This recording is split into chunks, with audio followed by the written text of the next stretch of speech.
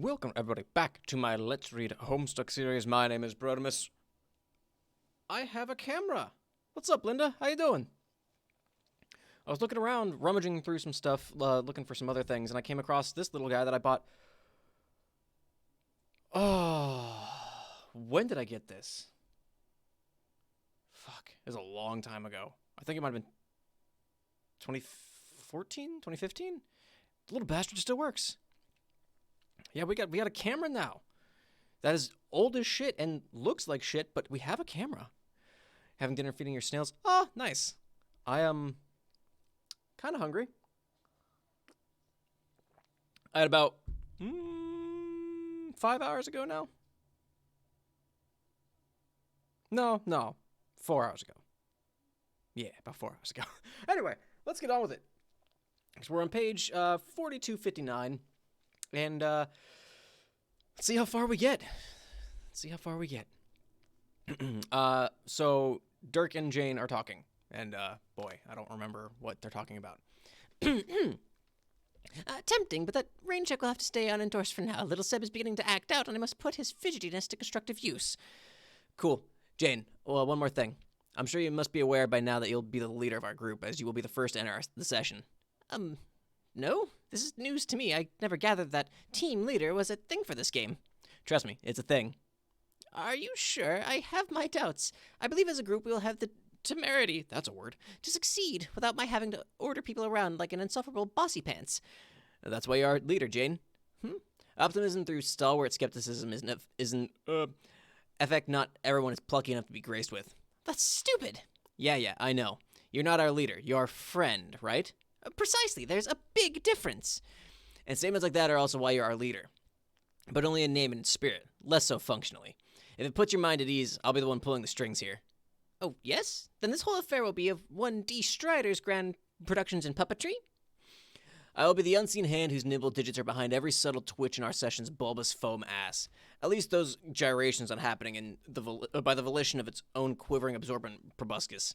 If you ever need help, Jane, if you're ever in any trouble at all, let me know. Just say the word. I'll whip the toggle stick of this ludicrous marionette, cavorting its humongous bottom to intercept your free fall through the abyss. Snow cone you up in the fluffy crook of its cleft. Don't be alarmed you're in no hurry to unpry yourself, for the great jut of this impudent rump has more yield to your touch than you ever dreamt. Fuck. Remember to catch your breath as it cherishes the imprint of your hand like a memento from a lover gone to war. There's a lot to give up to that ass, you may say. Might like to settle in, make myself comfortable, start a family, bounce a coin off that ass. You'll demand of visitors. It's not going anywhere. Bet that coin will take a good nap there. It's a gamble you win every goddamn time. Yeah. These lessons we talked about, they've already begun, haven't they? Jane, soon you'll believe what I've told you. You'll believe it all. It's just a shame that believing will take something so coarse as seeing for a girl as sharp as you. Critical thought can lead to accept the unlikely, just as much as dismiss the impossible. I can help with this too. Would you like me to program a Jane Crocker responder for you? I only require a simple capture of your brain. Holy moly, thank you, but no. I'm not ready to get dialogic with my cyber self just yet. My friends keep me busy enough as it is.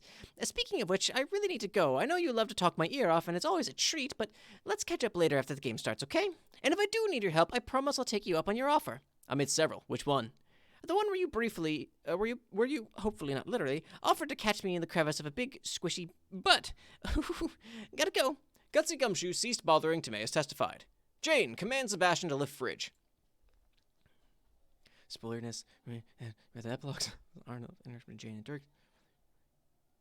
That's fair. There are not a lot of interactions between these two, are there? I don't know. I feel like there's a part of me that always felt like the alpha kids were like a bit rushed. I don't know. It always felt like it was like hurry up and get along kind of a thing.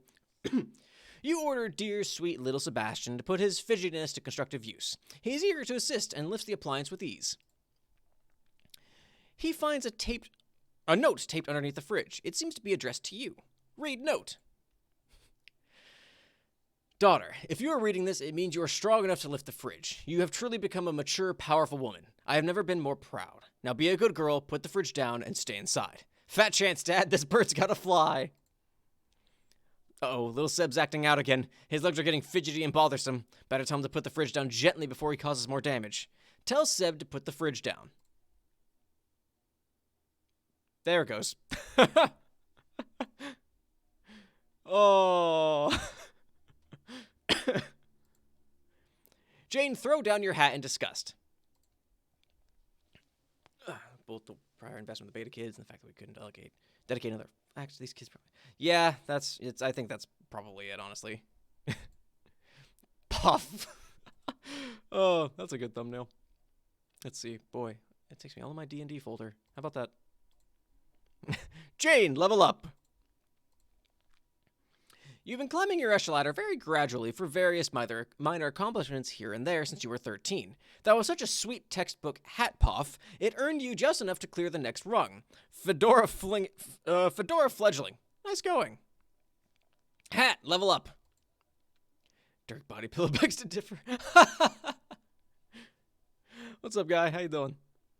The well-traveled hat shares in your glorious spoils. The battle-hardened accessory reaches dizzying new heights, leapfrogging from the douchebag's dome sucker rung to the rare, highly coveted martyr's piss cradle rung. Jake, run. How can these things be so fast on land? It moves like some sort of giant frisky seal that is very hungry and angry. You know from experience that bullets only make them hungrier and angrier, so there is nothing to do but run. Candy Dave body. Oh, boy. That's not surprising, actually. Oh no, it's a hostile swarm of those little fairy bulls. They are probably pissed off about the one you killed earlier. They have come for revenge. Oh my god, the humanity. How they exact their pound of flesh. Oh god, no. Oh god, oh god. Oh. What was the point you actually wanted to reach last time? I think it was this point. Fuck you, Flash.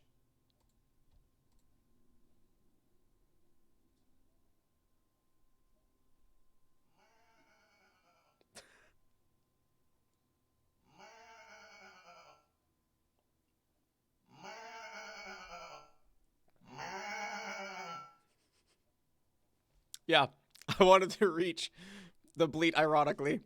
Nearby, someone or something bleats like a goat for strategic purposes. And also, ironic purposes. It takes 4,000 pages, well, a little less than that, for that joke to pay off. Jane, run. Last skipper. The jig is so totally up. Nothing left to do but scurry your little legs to that box, snatch the mail, and scram. Poor dad. His house is a mess. His daughter's gonna get herself blown up. Jane, get mail.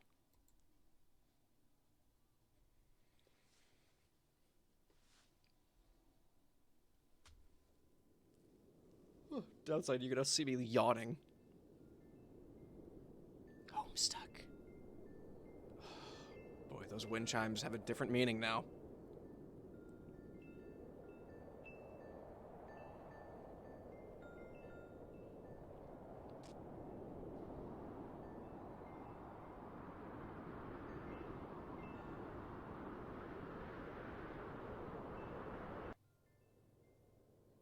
Yeah.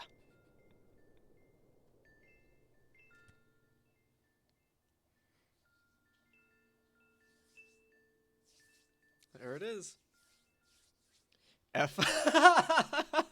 F's in the chat for Jane. Oh, man. End of Act 6, Act 1 of many. One down.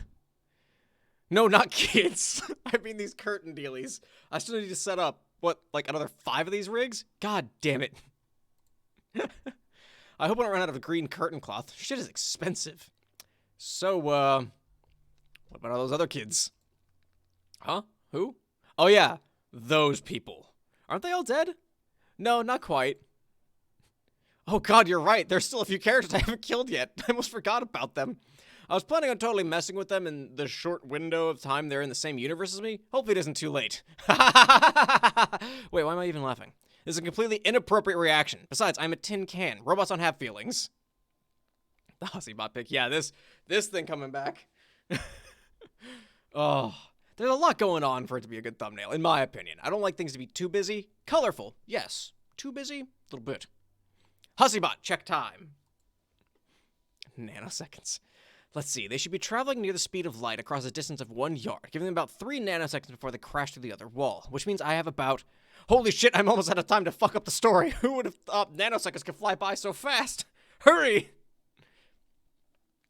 Who am I kidding? Even using my super fast robotic author avatar, I barely have time to do anything. Maybe I'll just level up these kids before they go and that's it. They've earned it after all. Don't you think?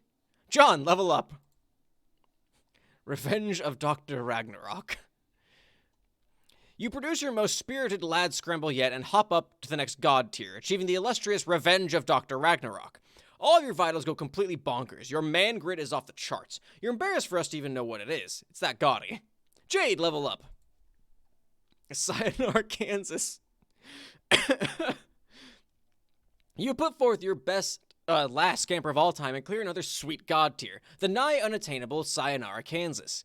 Your battle stats predictably go haywire. You accrue so much youngster gumption, it's basically insane. Nobody should ever mess with you. Not even me.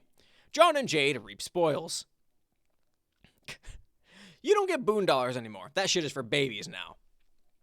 Instead, you are finally ready to have your first achievement badge sewn onto your kitty camper handy sash. Words that shouldn't exist. You each receive the badge gift of Gab, enabling you to engage in simple direct dialogue with others, without requiring any gimmicks to facilitate communication. You don't need to type through a chat client or talk to a sprite or traverse through a memory in a dream bubble. You wander around in an interactive game environment, or wander around an interactive game environment, or any of that stuff. You seriously never thought you would live to see this achievement unlocked. It almost feels like cheating, like conversing in God mode. Act 6, Intermission 1. Wizard of Oz. Didn't know when I translated this page. God. Fair. It's all one Wicked Witch reference. Where are we? Oh. Thanks for the follow, Tart TVs. Thank you. Oh, fuck, this fly monkey's up if she really would. I'm not sure. Some sort of a limbo dimension between the two walls, I guess? Like a realm with unusual spatial properties we have to cross through. Oh. Okay, then we escaped the scratch? Like, we still exist and everything? Yes, we still totally exist, John. Okay, just making sure. I still feel pretty existy, but you never know. I'm still kind of confused, though. About what? I mean, we crashed through that giant window you magically made with witch powers to escape the scratch so we can keep existing, right? Yes, I didn't make it with witch powers, though. I capture logged hours ago because Carcat told me to. Then at the last minute, I took it out and made it huge so we could escape through it. I see. Did you at least make it huge with witch powers? I did make it huge with witch powers. So I guess that's what witch powers do, is make things huge? They also make things small. Right, like you did with all those planets. Yep. Also, witch powers can teleport things and fling things around through space at very high velocities. All sorts of stuff. But, to be honest, I'm not sure how much that is attributable to inheriting Beck's abilities. Man, spacey witch powers sound a lot more versatile than my powers, frankly. Not that I'm complaining, because wind powers are still awesome. But, anyway, that is neither here nor there. But what I'm wondering is, once we crashed through that window, weren't we supposed to, like, enter a new game session? The reset one? And meet up with Carcat and Vriska and all the trolls, and I guess maybe also a bunch of dead trolls too? Like, troll ghosts or such? Yes, that was the basic idea. And what about your grandson? Wasn't he going to be there from the future or something? And then we would send Liv Tyler's to me, or actually to you, I guess, into the past somehow? That would be Jake, and yeah, I do believe we'll meet him in this session. He said he had a bunch of friends who helped him make the bunny. I'm pretty excited to meet them all. Wow. Hey, I wonder what the fuck ever happened to Liv anyway. Last I saw her, I sent her off to give the tumor to Rose and Dave. Oh god, Rose and Dave, where are they now? Did one of them do the suicide mission thing? And what about the other? Did they get scratched? Actually, they both went, and in a manner of speaking... their mission was a success. So they blew up the sun, and now they're dead? Nope! They did not actually destroy the sun. Trust me, I would know if it was gone. Now that I know what I know, it was kind of silly of us to think it would ever be destroyed. And as it happens, Rose and Dave are not dead either. I've received very reliable reports that they survived. Oh man, that's great. I mean, I'm not sure how not blowing up the sun qualifies as a successful mission, since that was kind of the whole idea, but at this point I don't really care. I'm just happy to hear they're okay. It will all be more clear soon. How do you know they're okay, or any of this stuff, really? I've learned a lot in my dreams lately. Probably more than I ever learned looking at the clouds on Prospect. When I was there for a few minutes, I had one last very informative nap. The bottom line is Rose and Dave will rendezvous with the trolls near the Green Sun, and then they will all meet us in the new session. Okay, that sounds awesome. And that was part of the plan. I guess I understood, but where is this new session? All I see is here is a bunch of giant windows and a lot of warp speedy whooshy nonsense. Potato Cam. Yeah, it's named Potato Cam mostly because it is not good. It's a old webcam, and it's like a 640 by 480, like 15 frames a second. Garbage. John still wanting me Friska? Yeah, that still hurts. Cross out the cam. What's wrong with the cam? It's through the other wall. You mean the one way over there? Yes. Okay. So is this place like that yellow lawn ring thing Karkat was talking about? No, not lawn ring. That's a silly troll word. It's the yellow yard. We have to cross it to break through the next wall. How is this a yellow yard? That's a stupid name for this place. See that long yellow band down there stretching between the two walls? I think it's supposed to be the yard. That's not a yard. Yards are like these flat, wide patches of grass surrounded by fences and stuff. If anything, it's more like a road. Yeah, I think you're right. Kind of like the yellow brick road? Sure, why not? Let's all go see a big pompous wizard to solve all our problems. I bet Rose would get a kick out of that. Oh yeah, and another thing. One more thing. Who's tent Potato Cam?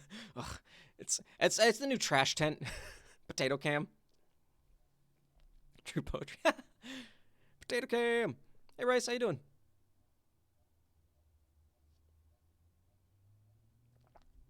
These voice actions.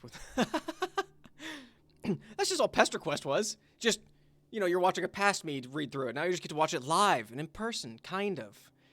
Through a garbage webcam. What the fuck is that? I have no idea. Extra-dimensional shenanigan-based phenomena, perhaps? Pay no attention to the man behind the curtain cloth, or anything taking place out here in the Emerald shitty paint job, for that matter. Wait, what just happened? I don't know. It got darker and greener. This place is weird. This is the line that you crossed, John. When are we gonna bust through the other window anyway? I'm kind of antsy to get on with our adventure and meet up with everybody. Yes, me too. What is it? I'm just trying to estimate our arrival time. Based on our current velocity, which is about as close to light speed as I can make it go. I see. Since we're going so fast, you'll be pretty soon, right? Like a few more minutes? No, it'll take quite a bit longer than that. Ugh, how long? I would say, if I keep our speed constant, we should arrive in about 3 years. What? That is an absolutely preposterous amount of time. I know! Are you sure you can't make it go any faster? I mean, not to sound too demanding, but didn't you say you can teleport stuff? Why not teleport us there? I can't! Not here, at least. Oh. Well, that sucks. Why not? The way I understand it is, Beck's powers draw from the Green Sun, and the Green Sun presides over our universe. Many universes, actually, and the sessions that created them, as well as the sessions created within them, including the Trolls universe and their session. Think of it like a giant solar system, but instead of planets revolving around the sun, there are many universes. Okay. That sounds big. It is! So Beck was able to teleport anywhere in the universe he wanted in an instant, much faster than light. Jack was able to do this too within our session, and then when I inherited those powers from Jade Sprite, so could I. But we could only teleport locally, which means Beck could jump to anywhere in our universe, but not to another universe or into a session. And Jack could jump to anywhere in our session, but not outside it. We can't even jump to the Green Sun itself, even though we sort of serve as a gateway to it and all its energy. And once we leave the sun's domain, our travel is limited to the speed of light, like everyone else. For example, the furthest ring is not in the sun's domain. It is more like the sun's medium, allowing it to exist. So if I wanted to fly out of our session and travel to the Green Sun, I would have to make my way there through the furthest ring at the speed of light or less. And wherever we are now is not in the sun's domain either, so the same rules apply. I see. It didn't really occur to me that this was also elaborate. Like, if the Green Sun is at the center of a bunch of universes, like a huge solar system, doesn't that mean it was sort of important? Maybe trying to blow it up wasn't such a great idea. Yes, I think you're right. But to be fair, we were all the victims of a big prank. Oh man, a prank? Who pranked us? Some really creepy omniscient guy. It doesn't matter much. He's supposedly dead now. Oh, well that was quite a ruse then, that son of a bitch. Yes, but it's not all as bad as it seems. There's a silver lining in all this. Like you said, a sun presiding over many universes has to be pretty cosmically important. Who knows what terrible consequences there would be if it was destroyed? Or maybe worse, if it never existed at all. Which is what made Rose and Dave's true mission an unintended success. Their true mission? What was that? To deliver the bomb to the empty location the green sun was meant to exist for most of eternity, and then create the sun in the first place. That is what the tumor was for all along. Like I said, we got played like a bunch of suckers. Fucking. Whoa. Nothing foot related should pop up. Just keep it out of there. 3 long years. Can't believe Act 6 and people started before even your head up. Really? That is surprising. Sorry. This is a problem I've had a long time. I'm a fast reader. I'm actually not that fast of a reader because my mind likes to wander. And so actually, like, a streaming and reading medium helps me, like, actually keep more focused than if I was just fucking reading it by myself. I'd be like, oh, what's this over here? I'm garbage at reading. But I read scripts super fast. This is a problem I've had forever. I speak super quickly. Appreciated. Well, I'm glad. I'm glad we can kind of get through it a bit more. Better attention span, fewer breaks on some people. I want to just, like, I don't want to, like, rush through it, but I want to get through it. Because, well, I'm also kind of on a timeline. Any Flash animations there aren't going to work come December. So I need to make sure I get through this before December. There is kind of a timeline here. Anywho. Mindfuck, 3 years. Poor John. Anyway.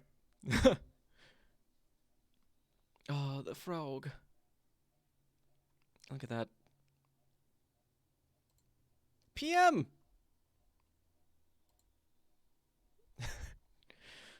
Oh, shit. Fuck. I need to find Serenity's translations. Homestuck Serenity translations. What is this? Let's see. This is Act 6, 1. That's probably You Suck. Yeah, it looks like You Suck. Oh. The little heart. This started a 3-year-old chase. Yeah.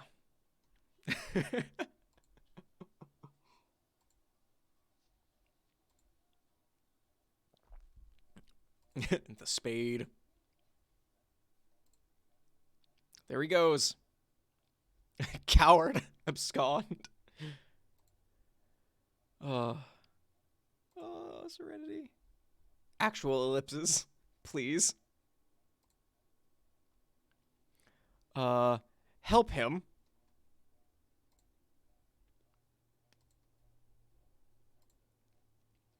And then that's the meteor, right? Yeah, for Serenity.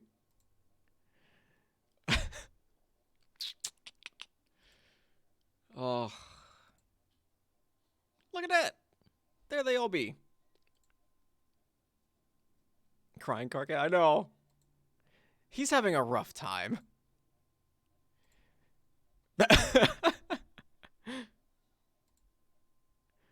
All right. Oh man, Rose and Dave have sweet god tier pajamas like us? That's so awesome. Dave looks like kind of a doofus with that snug little hood. I think he looks cool. The cape is great. He's like a superhero now. That's true. I still think I prefer my outfit though. Look at all those trolls. There's so many trolls. The idea of meeting them all is kind of overwhelming. I wonder which one is which. I think that must have been Karkat there, and that was probably his clown asshole friend he mentioned too. Yep.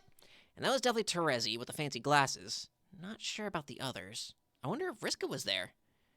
It's nice to see Rose looks better. The last time I saw her, she looked really grim. And also dark. I was trying to talk to her, but she sounded like a babbling monster, so I couldn't understand her. It was really frustrating, and all of my nervous rambling probably made me sound like an idiot.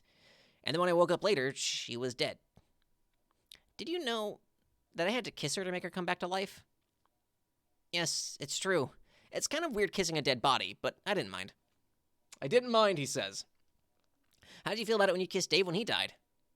How did you know about that? Karkat told me. Oh, well, that figures. Do you think that all of our unbridled corpse smooching means Karkat's silly shipping prophecy will come true? I mean, the guy is really angry and says fuck like in practically every sentence, don't we all? But he does weirdly seem to know what he's talking about when it comes to romance. Yeah, I don't know. Do you want it to come true?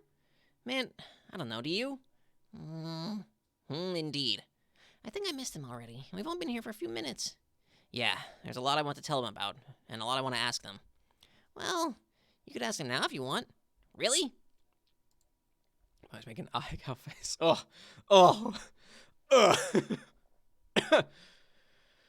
Yes, in fact, you can hop right through me and join them. Then you can travel with them to the new session if you like. Whoa! Well, heck, why don't we do that then? It would probably be more fun with them than being on this golden battleship by ourselves. It probably would, but I can't go with you. I can serve as a gateway, but I can't travel to the sun myself, remember? Oh yeah. Damn it. But it's okay, really. If that's what you wanted to do, I wouldn't mind. But whatever you do, you have to decide quickly. They will be departing from the sun very soon. But I wouldn't want to leave you here all alone for 3 years. That would suck. I wouldn't really be alone, though. The bucket's gonna come. Oh, shit, you're right. They're still children. They're still kids. They're still 13, man. I have the population of 5 planets to keep me company. Gasp! That's right. That makes it seem not so boring, I guess. But still, I'd feel really bad leaving you here, even if you do have a million salamanders and chess guys to keep you company. You're my friend and also my sorta sister, and we just met for the first time ever a few minutes ago. I'm not going to be like, well, see you in 3 years, Jade. Aw, okay then. Personally, I think this trip could be a lot of fun. There's no pressure to do anything important or run around like lunatics anymore. We can just relax. Yeah, now that you mention it, I'm pretty beat. Also, starving. Woof! Whoops. I show up there are things to eat on those planets. There were a lot of those weird glowing mushrooms on Loas. I read that as Iowas on Loas. I don't know about those. I seem to remember a bunch of farms on the battlefield. There should be lots of good stuff on the planets. Also, I'd bet this ship is stocked with plenty of military rations. Yeah, probably. Hell, we could just raid all of our fridges and alchemize some tasty grub. Oh yeah, problem solved. Okay, cool. But it would still be nice to say hi to everybody before they leave, just to let them know how we're doing. Yes. Like, one of the last things Rose saw before she died was me dying. I wonder if she knows I'm okay. I'm pretty sure she knows a ton of things now, considering she is a fully realized seer of light. Yeah, probably.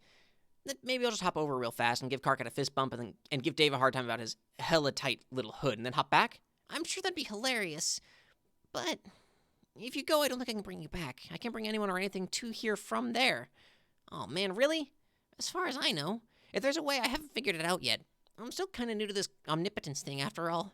That's stupid. What is with all these rules? I don't know. I'm sure the rules exist for a good reason, though. Maybe to somewhat limit the power and reach of omnipotent beings? If there are no limits at all, it could be especially dangerous in the wrong hands. Like what happened with Jack. Isn't that a contradiction, though? If there are limits to your powers, you can't exactly be omnipotent, can you? More like semi-potent. Then I guess that's what we are. Semi-potent demigods. Demidogs. Woof, woof, woof. Damn it. Can you not control the woofs? I haven't got the hang of the woofs yet. So, the dog ears. Is that a permanent thing now, or what? I think so. I like them. I do too. You're like a furry now, but not really the weird kind that people on the internet like to have sex with in their imagination. Hey, can I at least send a message through? Like a note or something? Sure, better hurry up and write it though. Oh, snap. Okay, gotta think quick. What do I write on? Maybe the back of a movie poster or something? I don't think I have one capture log though. And now that I think about it, most of them were ruined by imps. How about this one? It looks like it's still in pretty good condition. Yes, that's perfect. Everyone will love it, especially probably Dave. I think I need something to fold it up and put it in, though. I don't want to just crumple it up and chuck it in there like some garbage. The potato can is as good as a ball of starch. Damn, John. Yeah, really. Yeah, it could be worse. Could be a hell of a lot better, but it could be worse. I could stick it in a book, I guess, but I kind of don't want to par with any great reading material, especially since we're going on a long trip. John, you have to hurry! Okay, here, will this work? Oh, yeah, I guess that'll be fine. Now, what to write? Whatever you write, just make it quick, and tell everyone I say hi. Okay, will do. Okay, while you work on it, I think I'll bring up some friends. Huh? You know, let some of our travel companions get acquainted with the ship. Oh boy, that's a lot. Oh boy, suddenly there was nothing and then there's a lot. Oh yeah, you're fine. You're fine. I know it's not the best camera in the world, but it's something. I've wanted to have a face cam when I streamed, and this is what we got for now. Oh fuck, it's Dave Sprite. I forgot about him. Yeah, no shit. How you been, buddy? Shoosh, right now, catch up later. Jade in the background there. Okay, I think this is a pretty good letter. Let me check it out. Maybe I'll humorously defile Willis and Affleck's dumb skyward yearning faces. Oh, hell no. Come on, dude, hand it over. No, come on, guys. They're about to go. I'm about to go. Just stuff it in the bucket and throw it at me already. Too late. I already did it with my sprite powers while I wasn't looking. Oh, you bastard. Lob. Wait a minute. I forgot trolls hate cleaning products for some alien reason. Shit, that's going to make everyone so uncomfortable. Oh, well, there it goes. Too late, I guess. You fucked up. Rose, level up. Fucking Carcat's face. Ariadne's thread spinner? Ariadne, is that how you pronounce that? Dave, level up. I know, it's so good. I love it. Revenge of Ricky Schrodinger. Rose plus Dave, hot potato butterfingers. Reap spoils. You both also get one of these. Now you can start flapping your traps with wild abandon at anyone you please. You see? I told you they would bring your body. Okay, well, I believed you about that, but yeah, I can see that. Ugh, can I get rid of that thing, please? Oh, Solix, let's do it. What? The corpse party. There's no better time, and there are so many corpses here to work with. Is everybody okay with that? Do you want to have a big corpse party? We can incinerate the remains in the sun. It'll be just glorious. Corpse party? Rose, can you please explain to my friends what a human funeral is like? Of course. I would describe it as an occasion marked by a great deal of jubilation at the expense of one or more well-dressed cadavers. Oh, God. I couldn't have put it better myself. Could you go into more detail? Well, in my experience, a loved one, typically an elder, arranges to have the departed placed in a small box and then forces you to stand in the rain all day. Then, presumably winded by all the deeply ironic catharsis, she gets drunk and passes out on the couch. Oh my God, we are never going to stop fucking with each other, are we? Even without computers. That sounds just a tad specific. We may have to adapt the proceedings to be a little more, I don't know, multicultural, I guess? Why don't you all do some brainstorming about what kind of funeral to have while I go round up the bodies? Alrighty, fuck. We cool on the corpse party shit for a minute? What's the matter? I mean, everybody here has just met, and I just went through a lot of really heavy bullshit. Do you think that maybe this isn't the best thing to harp on right now? I just thought it would be a nice thing to bond over. Not everybody is as into death as you though. Like, it's cool to see you so excited about something. I'm seriously thrilled about that. But frankly, it's all pretty fucking morbid to everybody. I just thought you should know. Am I really that bad? Yes! Oh, sorry. I guess I've spent enough time here that I just don't see death as a terrible thing the living make it out to be. Or as a terrible thing. I honestly feel like this is, like it's a reason to celebrate. That's okay, Radiant. No one's blaming you. I actually think your whole death fangirl thing is funny and kind of charming. Death fangirl thing? What do you mean? Oh, come on. You're practically beside yourself with giddiness at the idea of serving as the, maitre d' to all dream bubbles. You love being the caretaker of wayward souls and dreamers. Luckily, you make an adorable handmaid to the master of death, especially in your cute cherry pixie ensemble. You think so? I'm going to agree with my fellow seer on this. See? Even snooty Miss Cantaloupe Robe agrees. Oh, and guys, just for the sake of multicultural clarity, we trolls treat death itself as a mythological figure. He is a man with a frightening skull for a head and a terrible hypnotic glare. All the legends say he's got this super foxy handmaid to do his dirty work. I mean, this is all fantasy, of course, but we can't really understand each other's cultures unless we understand the myths behind them. Yo, Terezi, we've got a Grim Reaper too. Shit isn't that novel. I mean, I think even a civilization full of the laziest sons of bitches are gonna make up a myth figure for death. Like, ooh, watch out, death is coming for you. He's got, like, a skull and shit. I basically have no fucking imagination. That sounds badass to me. Wait, no. How about he's got a black robe, too, and a fucking scythe to fucking slash at you with in case you didn't die all the way or whatever. Damn, now you're talking, bro. Let's go ahead and stick that in our culture forever. So what you're telling me, Dave, is that we both have death and cotton candy? Hell yes. We might as well be the same damn species. Fuck! Dead body. Get rid of that thing. It's fair. I love Alive Radio. Alive Radio is awesome. She's just so happy about everything. Stream keeps lagging? No. Hope it's not on my end. Is it going to shit on everybody's great time if I dare to bring up important things now? Fucking hell. Stop scrolling. Is it safe to poke our heads up from this gulch of idiotic banter and see if the coast is clear for adult business-like conversation? Yes, humans. So nice to meet you, and it seems you're god tiers now. Neat, yada yada, what the fuck ever. Just one question. We followed that green beacon of what I thought was the aftermath of a successful blow-up-the-sun mission. And after a breakneck warp-speed journey in which my best fucking friend ever psyched me out into thinking he died yet a fucking again by expelling leader after gruesome leader of grub sauce from his every orifice. What do I find here? Why, in addition to a pair of humans draped in circus wear and all their flippant gibes locked and goddamn loaded, it seems we have also chanced upon none other than the green fucking sun itself, which, unless my raw, ruddy gander bulbs are still a little grief-bleary, streaks me as still being somewhat rather fucking unblown up. So what am I missing here? Dude, chill out. We just got hornswoggled is all. Oh, case closed. Okay, then let's start pitching dead pals into the limitless inferno. My curiosity was totally fucking sated just then. The sun will never be destroyed, Carcat. I'm sorry, but you were misinformed. Ah, more breathtaking reassurance. Everything will be fine, guys. We were just hornswoggled and misinformed. Carry on, then. Wasn't the whole point to take out the sun to neutralize Jack?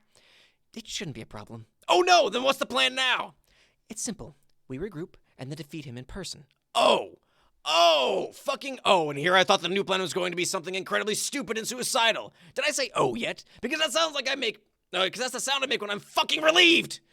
Honk. What? Honk? What does honk mean this time, you whimsical piece of shit? Don't you start with me. Do not start with me.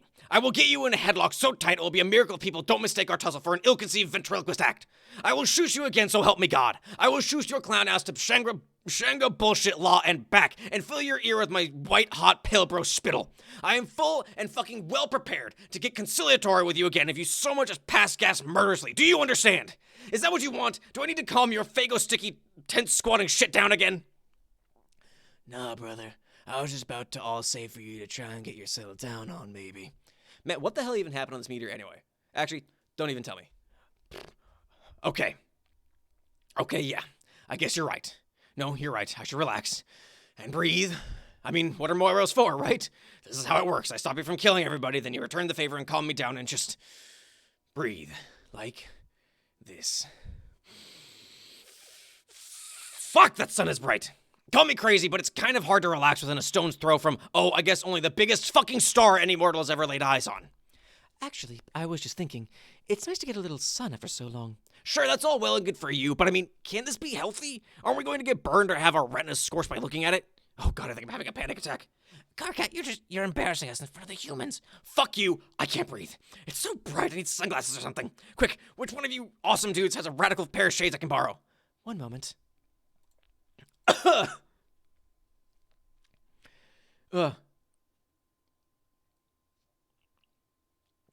Dave Dirk and yeah, just endless tirades. Yep. Dave Dirk and Carcat. Adult business. Look, we've all been there. When we were that old, we all thought we were grown up when we were 13.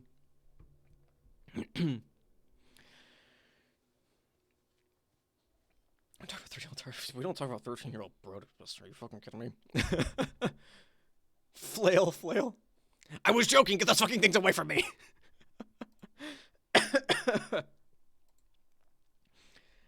Oh, thanks, Rice. I want to try and get, like, physicalizing things helps in voice acting.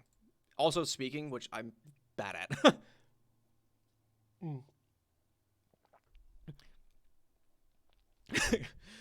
I am so sorry, you guys. We are actually a lot cooler than this. Are you actually?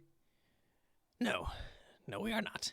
What is happening? Someone tell me what's going on. Who's the leader now? Already, are you the leader now, or is it Rose? I have an idea. Let's take the invincible demon head on Lalonde. I need to know who the leader is. I need to know in whose direction I must behave as the most pathetically useless subordinate I can be. Quick, someone boss me around. I'm fucking incompetent and raring to go. That's what you do when there's a leader around trying to make plans, right? You drop your IQ harder than a pair of hilariously plummeting pants. You ceaselessly ramble about vapid bullshit. You run on hiding all of your worldly possessions in treasure chests, and then everyone starts murdering each other. If there's any other experience characterizing leadership, it's one I sure as fuck never had. So I need to know who the leader is. Strider, is it you? Carcat, I don't know if anyone cares about formal ranks like that anymore, or if anyone ever did, but for what it's worth, suggest that from now on, you all listen closely to the advice of our human guests. Wait, really? Yes, no need to be so modest, Dave. Tactically speaking, a night of time and a seer of light is a nearly unbeatable combination. Okay. I don't really have any orders to give, though, except for Karka to shut the hell up, because that horseshit is more obnoxious in person than I ever imagined. Oh, wow, I would offer a retort to your vicious barb, except for the fact that, unlike every asshole ever, I can actually follow orders and shut my mouth. Check it out, dog. Yes, you're off to an excellent start as a subordinate. Keep doing that. But Dave, don't worry if you do not have instructions for us. The Knight of Time is not necessarily the tactician. He is a powerful warrior class which exploits the flow of time as a weapon. Rose is the one who must play the role of the strategist. The seer class knows her aspect comprehensively. As an knower of all fortune, she can see the that fucking word again, it comes up, circuitous path that will lead to the most favorable outcome for everyone. Personally, I would defer to her judgment. Really? You can do that? Yes. That sounds a lot more useful than my seer powers. Illumination of the road to victory for all is an asset considerably different from command over the outcomes of decisions made by individuals. How do you know your talents won't be critical in blazing this auspicious trail? I guess I don't. That's because you're not me. Okay then, what do we do? Karkat, I'm fucking ready to go. Poor insecure Boyle. The point! That way! Nothing yet, but reasonably soon, within a certain window, it will be time to leave. We will then pilot this meteor as fast as we can make it go in that exact direction. What's that way? Nothing whatsoever. As of now, that way lies darkness and uncertainty beyond description. I see. Then perhaps we should reserve the infinite darkness plan for the maybe column for now? I think I'm even willing to let Dave take a crack at the logistics before we commit to that particular maneuver, daring though it sounds. Oh yeah, I got sick nasty logistics up my sleeve. I just call them sticks, FYI. That's how you know I'm way savvy about them. Most of the sticks I'm fine tuning at the moment involve rap, though. I should warn you. But Dave, what if that dope as hell plan falls through? I can hear you ask. Plan B involves drawing some shitty cartoons and not giving a fuck about stuff. I hereby second this cool dude's radical motion on grounds of ridiculously decadent attire. Yes, I'm willing to humor elaboration on this rap-centric plan and its apathy-based contingencies, even if it's excessively stupid. Trust me, it is. Just as you should trust me that by the time we leave, if we leave exactly within the designated window and are able to travel at nearly the speed of light, the meteor will trace a route through the furthest ring which will topologically resolve as a straight line. It will lead us directly to the new session. For a brief moment, the sun will be visible from that session, and we will be riding the chartreuse coattails of its photons. This is why you all need advanced seer. I've become familiar with the ways of the fabric out here, but even I couldn't chart a journey that long or complex. That's because it's almost impossible to do so voluntarily. If we were to head right now in the session's true physical direction, it wouldn't be long before we found ourselves traveling in just the opposite direction. This is not even to speak of the chronological peculiarities. After traveling some distance, we could discover we are suddenly tailgating our own meteor from several days ago. If we were particularly fortunate, we might even collide in an intersection in an intersection of space-time with the meteor piloted by our future selves, and if we looked closely at the meteor before impact, we might notice a very large dent in it, which it originally suffered during the very collision we were about to experience. It takes precision and timing to reach your destination out here, and most importantly, the grace of the gods themselves. KK, what the fuck? You were holding your breath that whole time? Yeah. So? Oh god, you dummy. You don't actually have to hold your breath when you're being quiet. Okay. Yeah. I mean, of course it sounds obvious when you put it like that. Rose, I told you this dude is fucking incredible. Shut the fuck up. Look, I'm just a little out of practice at staying quiet for extended periods of time, okay? He really is. Anyway, whatever. So what you're saying, Lalonde, is we're going to be on this horrible rock a good while longer to get to this paradise session or whatever it is? Yes. And since we probably aren't going to force Sog's bullshit half-ghost or whatever to pop himself like a packet of nasty fetid mustard so he can shoot this thing into hyperspace, hey man, come on, not cool. I'm guessing that means it'll take considerably longer to get there than it did to get here. Yes. I just knew it. This is my worst nightmare realized. When we first fled at this meteor, I had this weird feeling we'd wind up spending forever at this miserable place, assuming we actually survived. I'm almost afraid to ask, how long is this trip going to take? Probably some absolutely preposterous amount of time, they're 3 long maddening sweeps, right? Wouldn't that be just be so cosmically convenient and perfect for everybody, especially for the most important purpose of all, my uninterrupted continuum of personal agony? Thank you, Dark Gods, thank you so fucking much. You win this round and win all the rounds apparently. There are no rounds even. There's just your slimy tendrils, your naked bodies, and epochs of molestation. Don't be ridiculous, it won't take nearly that long. Oh. It'll only take about 3 years. Okay, that's not so bad, I guess. Wait, How long are your ears supposed to be again? Was it like 2 weeks or something? Yes, 2. And then 50 more. Fuck! Karkat, go back to holding your breath. just do that. This is going to be a wonderful adventure for everyone. I'm a bit jealous, honestly. Or I would be if I wasn't having such a good time with my death fangirl thing. So, you aren't coming then? No, I still have important work to do here. Oh. But that doesn't rule out the possibility we could meet again in Bubbles along your journey. I hope so. Yeah, I think I'll hang behind here too, if that's okay with you guys. Wait, what? No, come on, don't be like that. Being like what, a ghost? I don't think I belong with the living anymore. You're a half-ghost, asshole. What does that even mean? How are you even, taking this idiotic half-death seriously if you just go hog wild as a fucking whole ghost and say stupid shit like, blah, blah, I'm alone in the afterlife now like a dumbass? Okay, sorry. I'm just done with this crap. This insane adventure bullshit, it's nothing personal. I just want to spend time with AA and chill out and catch up with some of our dead buddies. Is that okay? Whatever. Fine. I'm going back to not breathing again. Maybe I will stay here too. Why? As nice as it sounds to move on, I don't know if I can stand 3 of your human years of more darkness. I like this sun. It's comforting in a strange way. Like home. But what if we need your help? What could I possibly do, aside from providing a light source as you navigate the dim corridors? I would function as a premium escort to the load gaper, and that's about it. But Kanaya, you still have important work to finish too. We can't ignore our duties. What are you talking about? Our race is extinct, remember? And after a few more casualties, it is now hanging by a thread. Your job was to see the resurrection of our people. Oh, what real hope is there for that? The orb was destroyed. I was never able to duplicate it. The grist cost was astronomical. There's always hope, though. I just never know, and you just never know, and I don't think you should give up. Doesn't Rose know? Can't you see the path to victory on this matter? It's hard to say. Does the repopulation of your species qualify as victory? These things aren't always clear-cut. Some outcomes are for your own judgment. What outcome would you like the most? I would like to have the orb again, and keep it safe this time. And I guess to not be a total failure. Okay. If you followed my advice, I can at least promise you will find yourself in the best position to determine whether that may come to pass. Can you please come? Between the two of us, with you with your inexplicably heretofore unmentioned phosphorescence, and I with my nigh reflective traffic cone orange sansari, the meteor should never be too dark. Sonic's, oh god, is it just me or is everybody already just fucking hitting on each other left and right? Oh god, I can't take sweeps of this shit. Don't leave me alone here, please don't. Well, all right. But must we really leave so soon? It's soon or never, but not immediately. Even if the route were accessible right now, it would still behoove us to wait. There's correspondence from John yet to arrive. Whoa, really? And after that, we have to wait for one final guest to appear. Then we ride like the solar wind. The race will be afoot.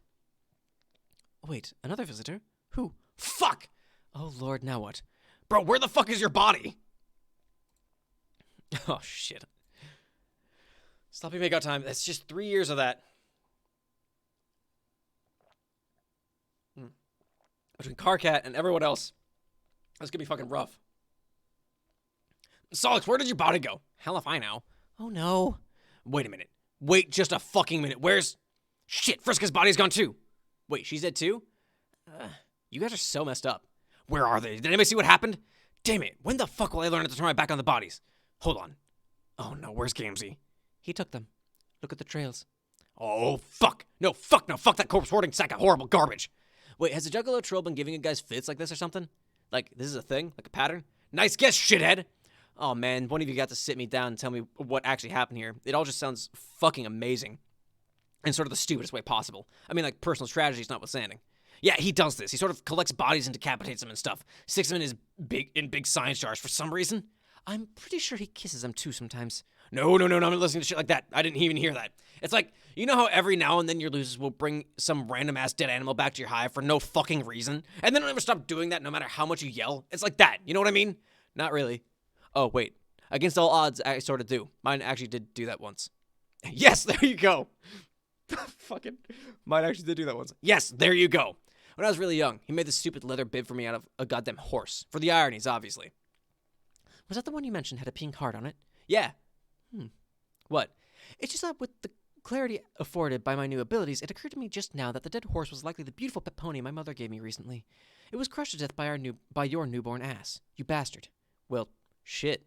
That's a hell of a mystery no one thought was a mystery and didn't even really need solving. But damn if it didn't just get solved, so nice work. Thanks. Kanaya, where are you going? I fucking love that line. That's a hell of a mystery no one thought was a mystery and didn't even really need solving. But damn if it didn't just get solved, so nice work. I fucking love that. Clown hunting. Ah, she's such a badass fucking...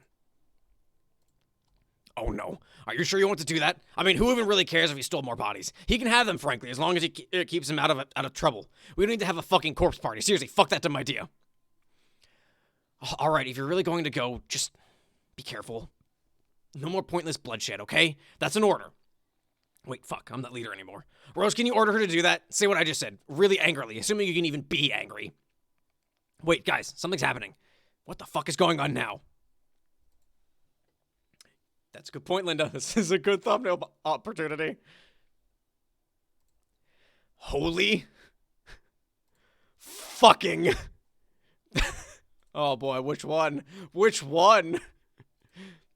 Oh wait, I didn't read the fucking dialogue. Shit. That's the one. That's the winner.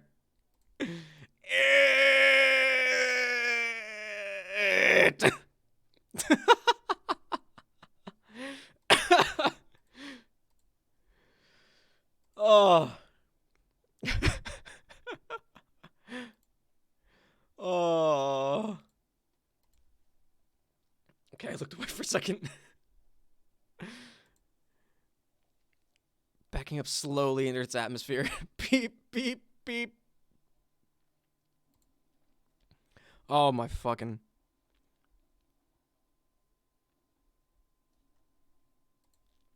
It's playing. There's someone covering her eyes. Yeah, right? Teresa's sitting there just like... Hey, everybody. This is John. Actually, it is John, Jade, and Dave Sprite. We all contributed to the contents of this bucket. We have to... We have to make it quick because apparently you're about to go on a long journey, just like us. I'm sorry we can't be there for the big meetup. Carcat, I deeply regret that I will not be present for the highly touted troll human sloppy makeouts. Maybe in 3 years, assuming you all aren't totally smooshed out by then. I'm just kidding around, by the way. Rose and Dave, you both look totally sweet. I can't believe you're both god tiers now. Did you know Jade is too? Also, she has dog ears. She looks fantastic. How cool is that we're all god tiers? It's like we're a superhero team or some kind of anime squad. Like the Sailor Moons, I guess, but not as lame or as sexy. I'm going to miss the hell out of you both for the next few years. I'm already looking forward to this new session so hard. It was a fun adventure we had today, wasn't it? One fucking day. I'll even miss talking to the trolls too. Say hi to them for me, even though I didn't get to know many, except Carcat, obviously. And oh yeah, Friska too. Friska, if you read this, thanks again for all your help. I don't think I could have made it this far if not for you. I just thought you should know that. Jade and Dave Sprite both say hi and send their best wishes, but now Jade says I have to finish quickly. She wants to throw this bucket and its heartfelt payload through her mysterious portal. So here I go. See you all in 3 years. Signed, John. Are you phrasing? Are we doing phrasing? Is that still a thing? Carcat, mental breakdown.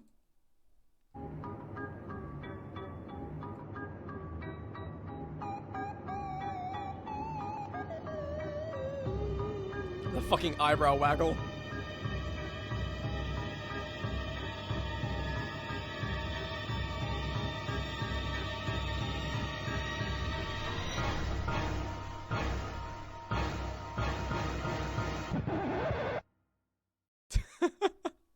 Oh, wait. Come to me.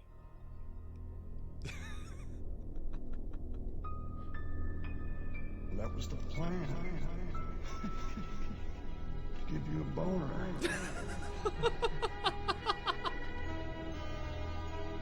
You go. Oh, it's awful. It's so awful. Okay. Oh, the eyebrow waggles are the best. I fucking love them. Oh, poor Carcat. Carcat goes through so much. PM, what's up? The secret flashes are great. I fucking love them. The mayor! Who's this guy? The visitor I mentioned earlier. He'll be traveling with us too. Oh, shit. Serenity, come back. This is probably you there, miss. Please save my friend, because the next one goes all the way to Roxy. That's the last one for a while. Is he dead? We should be able to get him some help along the way, but only if we leave immediately. Luckily for him, we have no alternative. Jack will arrive soon. What? When I said the race would be afoot, I was being literal. He will follow our trail and match our speed. And since this is not the ideal scenario for a final showdown, the best we can hope to do is outrun him. Sounds like it's time to hit the fucking road then. How do we make this thing go anyway? Does it have rockets or something I don't know about? Maybe it does. I'm not sure. But one good push in the right direction should be all we need. I can help with that. Solix, do you think you can lend me a hand? Huh? They'll need the biggest push we can give them. Oh, yeah, sure.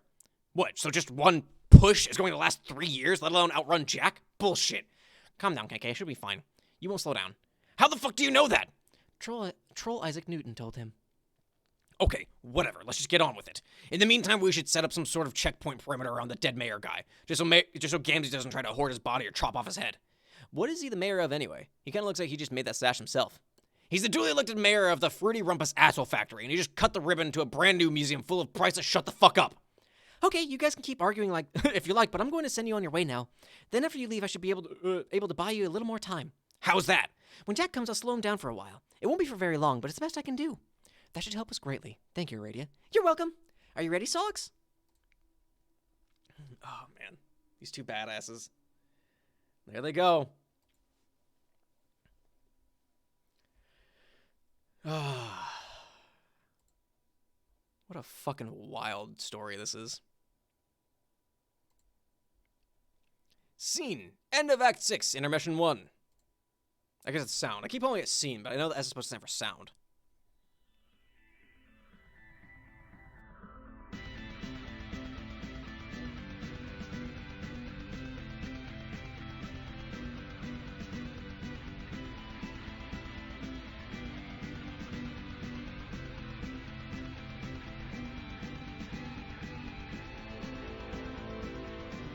It really is, Linda.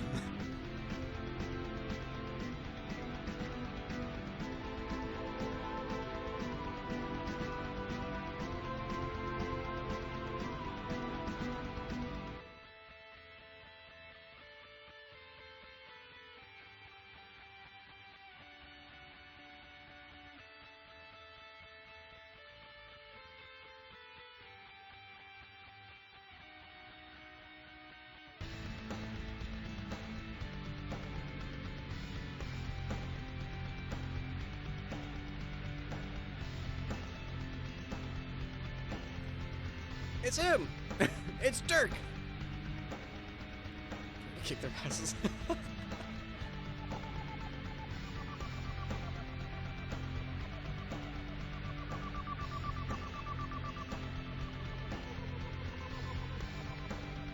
Music is so good, I love it.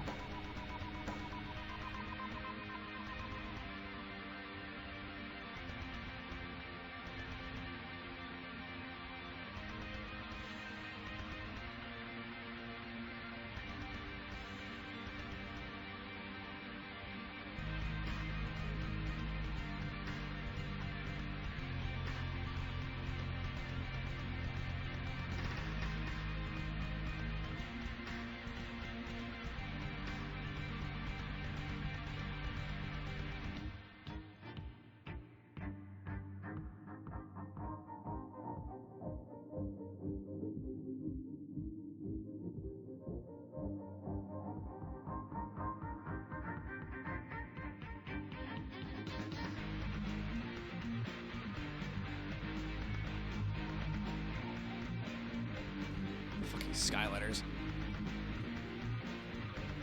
Wait for Dirk. No, I don't think anyone's ready to go back to Dirk.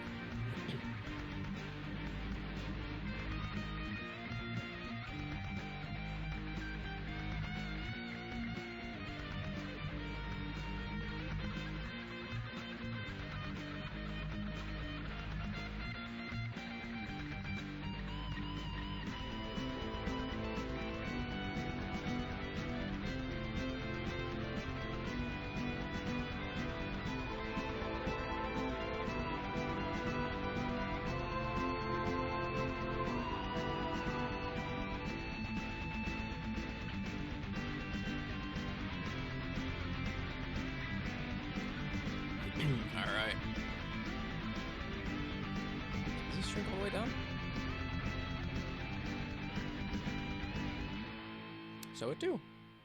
All right. Fucking rad. You are Jane Crocker again, and once again, you have woken up on the moon of Prospect without any recollection of how you fell asleep. You think you were going outside to get the mail? You can't remember. The moon... You should vibe with the music, yeah. Oh, rate the Alpha Kids. Roxy's one of my favorite Homestuck characters, period. So Roxy's definitely at the top. I did really like Dirk. The thing is, I never got far enough to where Dirk turned into a shithead.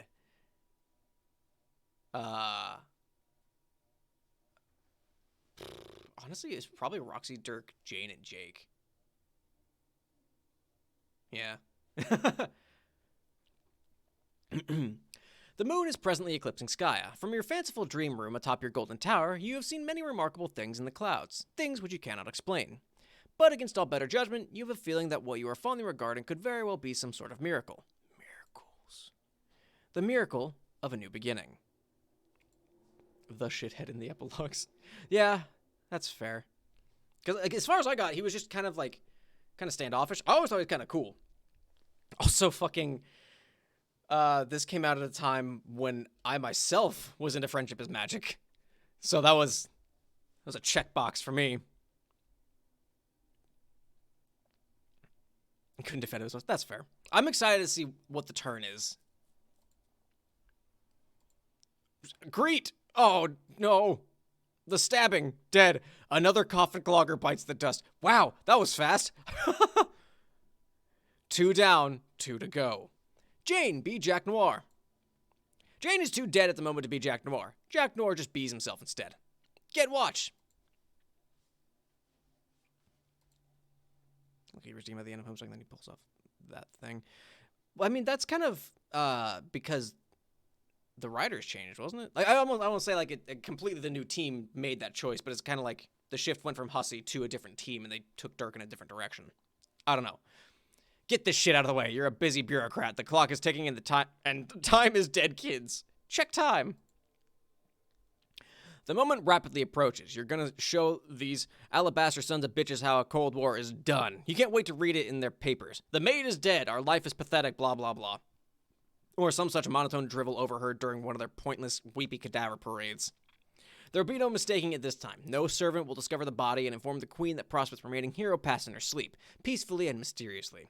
When the clock strikes 12, no one in this wretched kingdom will have any doubt who's calling the shots here. You're going to bring this whole goddamn ball down. Contact roll. You say asshole characters. Fair. You touch base with your administration's top powder monkey, none other than Dursite Bumbler Extraordinaire, the courtyard droll. You ask if he's done rigging the tower to... I should probably start doing their voices, their inflections. You ask if he's done rigging the tower to blow. He says, you bet. You say, good, over. But he mutters something over the radio you don't quite catch. You say, what is it? He says, oh, nothing, boss. You say, out with it. He asks, isn't this cheating? Assassinating the heroes like this before the war has even really begun? You say, what do you care? You just follow your orders. He says, oh, of course, no question. He just thought it was against the rules or something. You say it's all fair game now that the kingdom is under new management. The new boss ain't opposed to taking some shrewd tactical shortcuts. You like the cut of her jib. He says he supposes he can't complain. Her policy toward elaborate hats seems to be as lenient as the old queen's. You say, will you shut up about the hats? He says it's probably because she wears the most grand and luxurious fluffy hat he's ever seen. He says that, not Jack. You say you don't think that's a hat. You think it's something called hair. He says, oh. You say, now quit all the yapping and follow your damn orders. He says, okay, but it still just feels wrong. You say, what does? He says he doesn't know. Just something about feeding that poor sleeping boy all those deadly peanuts just felt wrong. You say you don't care if it felt like a fucking full body massage. Just get those bombs ready to blow. Over and out. Wait, fed him what? Yeah, CD using peanuts to kill Jake. Fucking hell. The plot outlines, I think it's a decision. A lot of points at the epilogue. That's fair. I remember him briefly saying that like he had ideas on what to do to continue it and handed it over to them, and that he trusted them. So that's a good point. I just don't get why. I don't know. He says the intelligence report he had said the kid wouldn't take well to peanuts, so he snuck in there with a whole bag of them. You know, like the kind from circuses. Okay. He says he ate most of them because they were delicious, and as far as he knows, aren't poisonous to most everybody else. But he did save a few to get the job done, because he is a professional who always carries out his orders. Deadly peanuts, severely allergic. That's also a fucking thing. way back in reference to John, because that never comes up over the course of John's story. At least as far as I know, at least through the first half of Homestuck. It's not easy feeding a sleeping boy some peanuts, he says. He says he had to work extra hard to put him in his mouth and then use his hands to make his mouth chew up the nuts. Chew. But mission accomplished nonetheless, he tells you. You should be pleased to know that those peanuts were super deadly. Though, to be fair, he doesn't know if he died from the poison or just choked on a bunch of barely chewed peanut bits. You know what else is super deadly, you know what else is super deadly, you say? Knives. Sharp, deadly knives you stick in people's soft torsos to make them bleed until they die. He doesn't have anything to say after that. Jack, wrap this up. You say forget it. What's done is done. The Prospition heroes are dead, and that's all that matters. Just be ready to detonate at the appointed time. He says, roger that, but wonders if there are any more orders after that.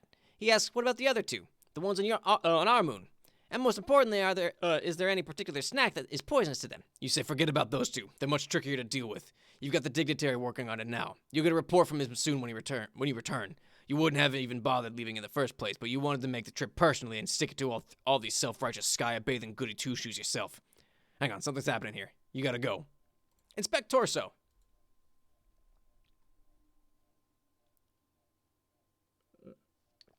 Oh, now at this point, he's kind of fed up with the people. Yeah, that's fair. That makes sense. He's Jake's sleep paralysis demon.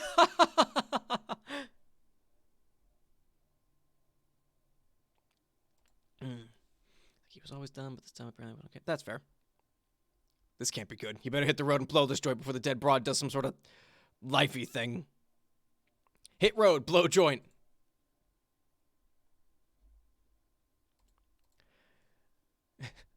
That's right. The transportalizer just appears. Life. Ball. Drop. Yeah, wait. Hold on. Hold. There we go. Drop. Happy New Year's, Halo girls. Bounce. Boy, it bounces for a fucking while, huh? Look at it go. And then they explode. Act 6, Act 2. It's marked. Jane, wake up. What the heck just happened? Now you remember the mailbox was booby-trapped, but you survived somehow and got knocked out. How did you get all the way over here? Dad seems just as dumbfounded as you are, and more than a little distraught. Did little Seb whisk you away in the nick of time? Can that little bunny really move that fast? Where is he? I want to reset this goddamn train wreck of a year? Boy, if only that was a fucking option, right? You suppose you should let Dad know you're okay, but it's been so long since you've enjoyed such a massive prankster's gambit in an exchange with the old man. It's hard not to bask in it, if only for a few seconds. Turn around. Oh, it's the God Cat again. You guess that explains it. Just look at that aloof little bastard. He doesn't give a shit about anything, does he? You guess you should feel grateful toward him for saving your life, but you know he's just as likely to rescue you from an explosion as he is to randomly teleport you across town, forcing you to call your dad and ask for a ride home, while you spend all day standing in some random field in the pouring rain while you wait hours for your dad to come and pick you up after he gets lost because he plugged the wrong place into Google Maps. Call G-Cat down from the tree. Before proceeding it, if only.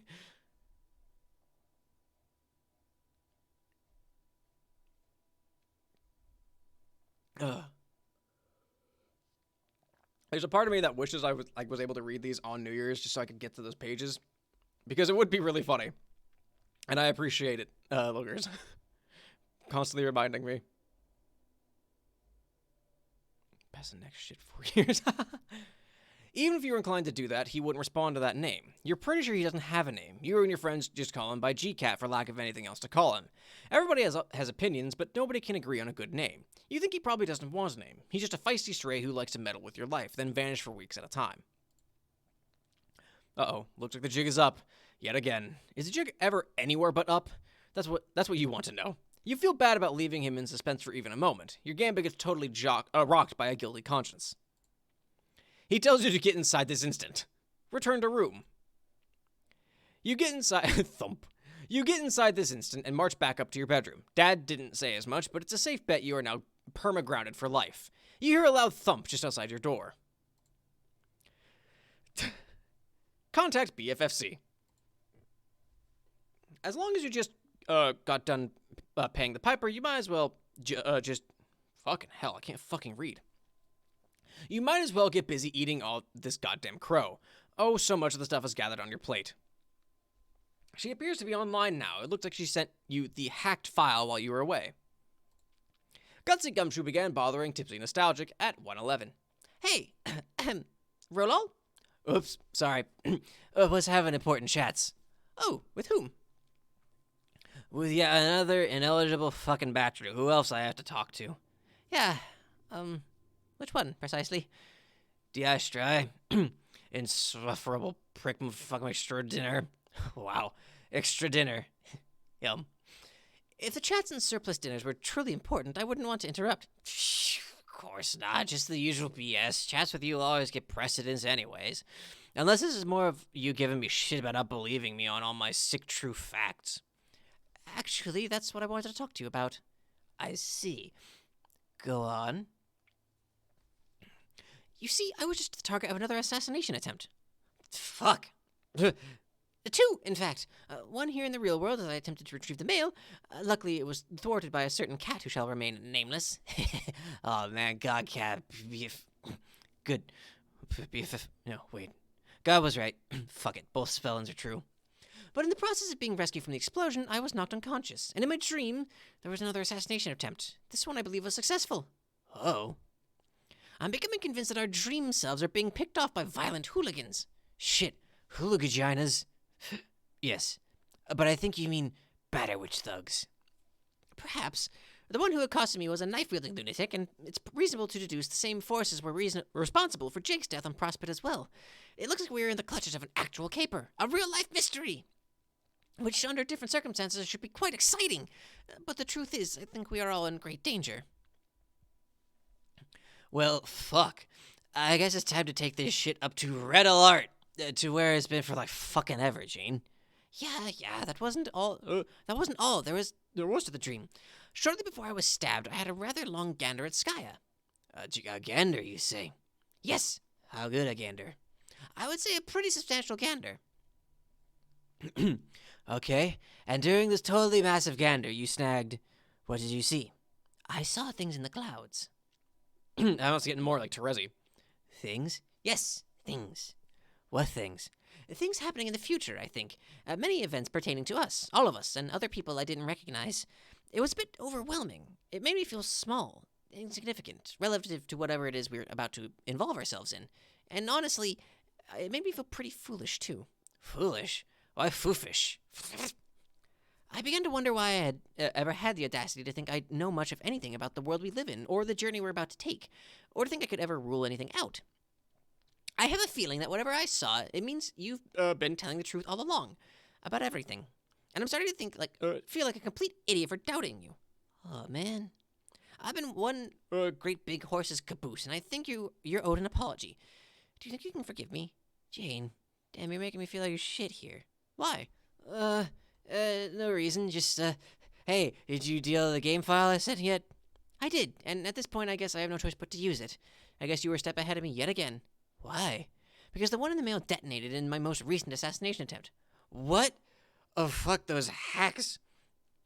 The whole exploding game trick. Whoa, what stupid. Such lowbrow shenanigans like that. So many sweet typos.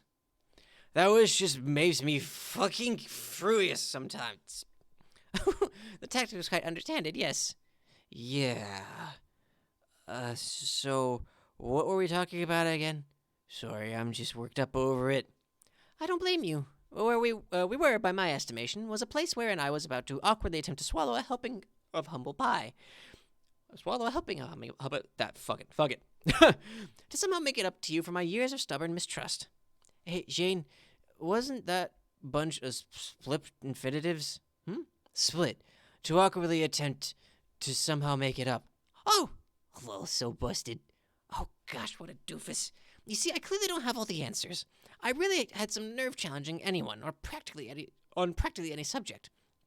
Don't beat yourself up too bad. We both know that rule is bullshit anyway. You hold yourself to too high a standard, and those standards kind of leak out and start getting applied to other people, I guess, sometimes. You really don't have to apologize, Janie, or eat humble pip or anything. All you've got to do is maybe not be such a huge tight ass all the time. That's fair. But I would still like to make a gesture, even if it's one partially motivated by self-interest, seeing as I clearly have much to learn. I would like to give you a free pass for a day. It is good for 24 solid hours of absolute credulity from your best friend. Okay, waiting for you to say what the fuck you're exactly talking about. It means that starting now, whatever you tell me, I will have to believe you. I promise. Oh, really? Yes. Oh. Are you there? Ro? Shh. This is a dramatic pause. Calm your tits. Oh. Exactly how dramatic are we talking here? Shall I go retrieve a magazine? Really? Sigh. Oh. Dad is. I have to catch up on the fucking chat. Dad isn't decently strong. He's always been super fucking strong, though. You should rearrange the bathroom, okay? Like, who's ripping a fucking head with your bare goddamn hands? Don't be such a tight ass. Wise word. Yeah, I feel like we can all learn something from Roxy. Maybe not the alcoholism thing, but, other things. Okay, then. What do you want me to say for you to auto-believe in? Everything, I guess. I'd like to get completely up to speed if possible. Yeah, but I'm pretty sure I already said everything. Want me to just say it all again? Some reiteration certainly couldn't hurt, but this time I won't work so hard to sift the fantastical from the plausible. So, like, stuff I said about my mom, or... Sure. Okay, well, for starters, she really is a notable author, you know. Oh, I know that. That was always something I had no trouble believing, considering the public documentation even reclusive celebrities receive. And, frankly, the family resemblance is obvious. Yep. Anyway, it would be disingenuous if I found your relation far-fetched, since we're all apparently related to noteworthy people. It's just one of those funny things. True that.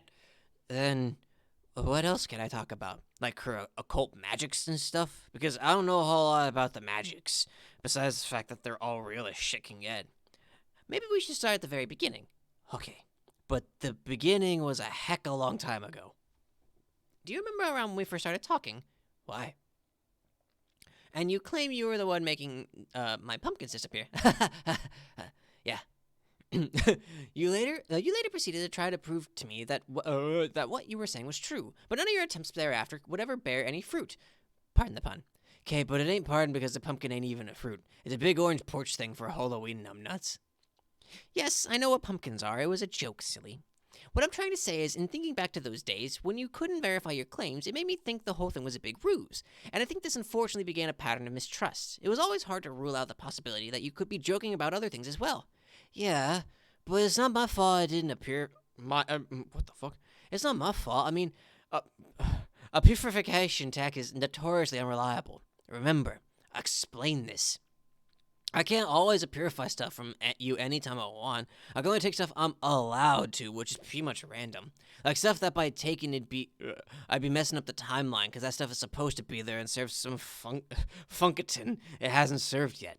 So most of the time, if I try, all I get is slime on my end.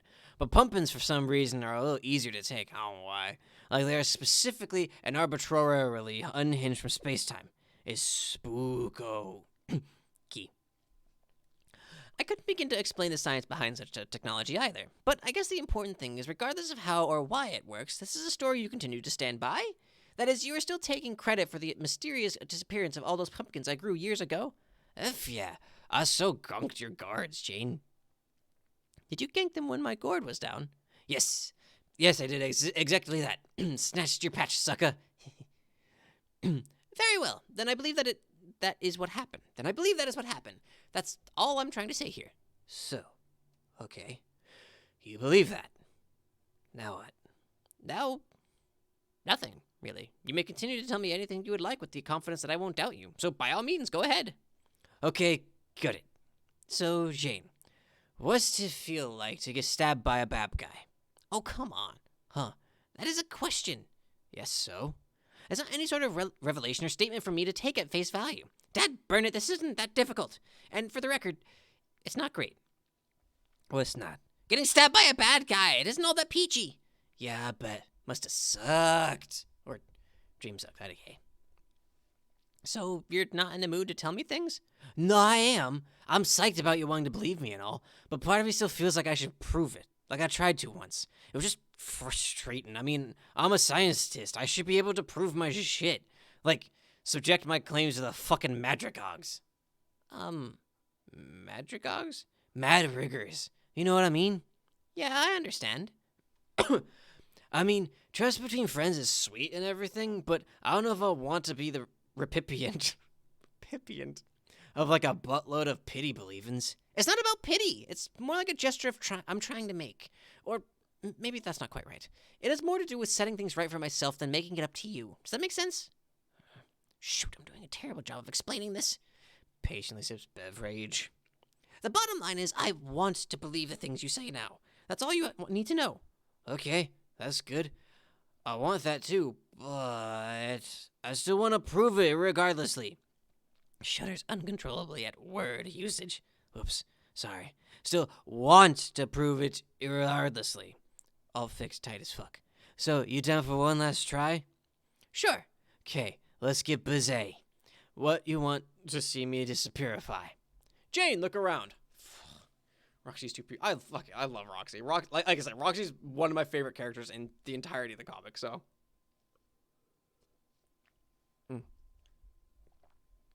I don't know. The baking chest, maybe? Too big. I got size restrictions here. Bigger stuff takes huge amount of soft power to swipe. So this gizmo I have has a built-in size cap. Like, something as big as you, for instance, I can't take. Believe me, I've tried. Aw, that's sweet of you, I guess. It was totes sweet of me to try and steal you for the hangouts, but it didn't work because of bullshit. But I can take stuff somewhat smaller. What are the restrictions? Just dump your shit on the floor. Tell me everything that's there. Empty Silodex. Well, what immediately catches my attention is this enormous book. I wonder how it squares with your size restriction. What book? My unabridged Sassacres. It's a very rare edition and a precious family heirloom, so I don't know if it would make an ideal candidate for the journey. No, are you kidding? That's just perfect. Should be just the right size, like big, but just Barkley, not too big. Oh, you're right, that's how Fringe dies. I forgot about that. But what if it gets damaged? It'll be set fire. Oh, silly me, what was I even worried about? Man, fine. That wasn't even a Freudian slip. Dr. Freud just tripped over an errant phallus, stumbled down a flight of stairs, and broke his neck. And then his cigar exploded comically in his face. Jay, you're funny. OMG, still look at that word boner I made. OMG. It was spectacular. But for real, I won't set your fucking joke book on fire, Jane. It doesn't even do that, even if it goes the worst kinds of wrong. Couldn't we send Wise Guy instead? At least it can be easily replaced. Jane. Jane. Fuck Wise Guy. This would be so lame as a guinea pig book. God damn, who am I? I don't even know how to spell guinea pig while sober. Could be sober as a church Christ and look at it. Guinea. I don't care. She looks intrinsically fucked typographically speaking. So fuck the word and fuck those particular pigs. No, I reject your proposal that we fuck Wise Guy, whatever that actually means, or for that matter, the spelling of any adorable rodents named after African nations. Jane, are you being a tight ass again? I don't think so. We talked about this. About what? About you being a tight ass? I am not being a tight ass! Janie, it seems to me that there is a maths percentage chance of you being a huge tight ass. Are you being a huge tight ass on me, Jane? Oh, god damn it. Take the book. What do I care? Yes, that's the spirit. Now you are believing with petrol. I fail to see what offering up a priceless book for your wildly capricious science experiment has to do with my resolution to be less stingy with my beliefs, but... All right. Will you just relax for the book? I'm only just teasing, because there's like practically a 100% chance this won't wonk like always. Work like always. So, ready? Yes, let's just get it over with. Aurel, purify. Something that was set up from like page 5. Yeah. I still fucking, my wife and I still use big enough to kill a cat as a unit of measurement. We still fucking do that. It worked. The book is gone. Oh no. Oh shit. What is it? Shit. Did you receive the book? Shit. Don't tell me the book is damaged somehow, isn't it? Fuck. Sigh, is it at least somewhat intact? Or was it completely incinerated on transit? I just knew we should have used Wise Guy. I can't believe this. Don't worry, the book itself is tope's fine. Oh, then what's the problem? I'm so stupid. Will you tell me what happened? Gotta go, baby. We'll talk about poor stuff later. Tipsy Nostalgic ceased bothering Gutsy Gumshoe. Tipsy Nostalgic began bothering Gutsy Gumshoe. P.S. Jane, T.Y. for believing in me. Tipsy Nostalgic ceased bothering Gutsy Gumshoe. Tipsy Nostalgic began bothering Gutsy Gumshoe. Oh shit! Unless things, Jane. Do not run the file I sent you before I get back. I need to, just go without me, okay? Tipsy Nostalgic ceased bothering Gutsy Gumshoe. Tipsy Nostalgic began bothering Gutsy Gumshoe. Fuck! Tipsy Nostalgic ceased bothering Gutsy Gumshoe. You're big enough to kill a cat. You pick something up and you go, yes, this could kill a cat. You wonder what her deal was. It's always something with her. You again notice her game file, beckoning you to play, but she warned you not until she gets back. Phooey. Oh hey, you just noticed your slightly abridged edition of Sasker's over there on the floor. You guess you could have sent the much less valuable copy and saved a lot of arguing. But what's done is done. There's more reading material sprinkled about too. You've clearly got some time to kill before your BFFC gets back from her emergency. Might as well do some casual reading. But there's nothing casual about hoisting even an abridged Saskers up to your lap, so forget that. There's always Game Girl, but the articles are all a bit vapid, and in your view, somewhat demeaning to female gamers and women in general. You and Roll-All are convinced the whole thing is just written by the same odious D-bags who write Game Bro, which is exactly what makes it good for the LULs, her words. Speaking of bros and the games they play, read Pony Pals. We're fucking funny. We think we're funny. But it's less about swinging it. It's if you dropped it on a cat, like a turkey or a bowling ball. You've read this a million times already. It's one of your favorite gifts. Another gander at it sure couldn't hurt. Examine contents. Amazing chapter titles. Potentially the TOC for greatest book ever written. But Betancourt shat out this nightmare instead.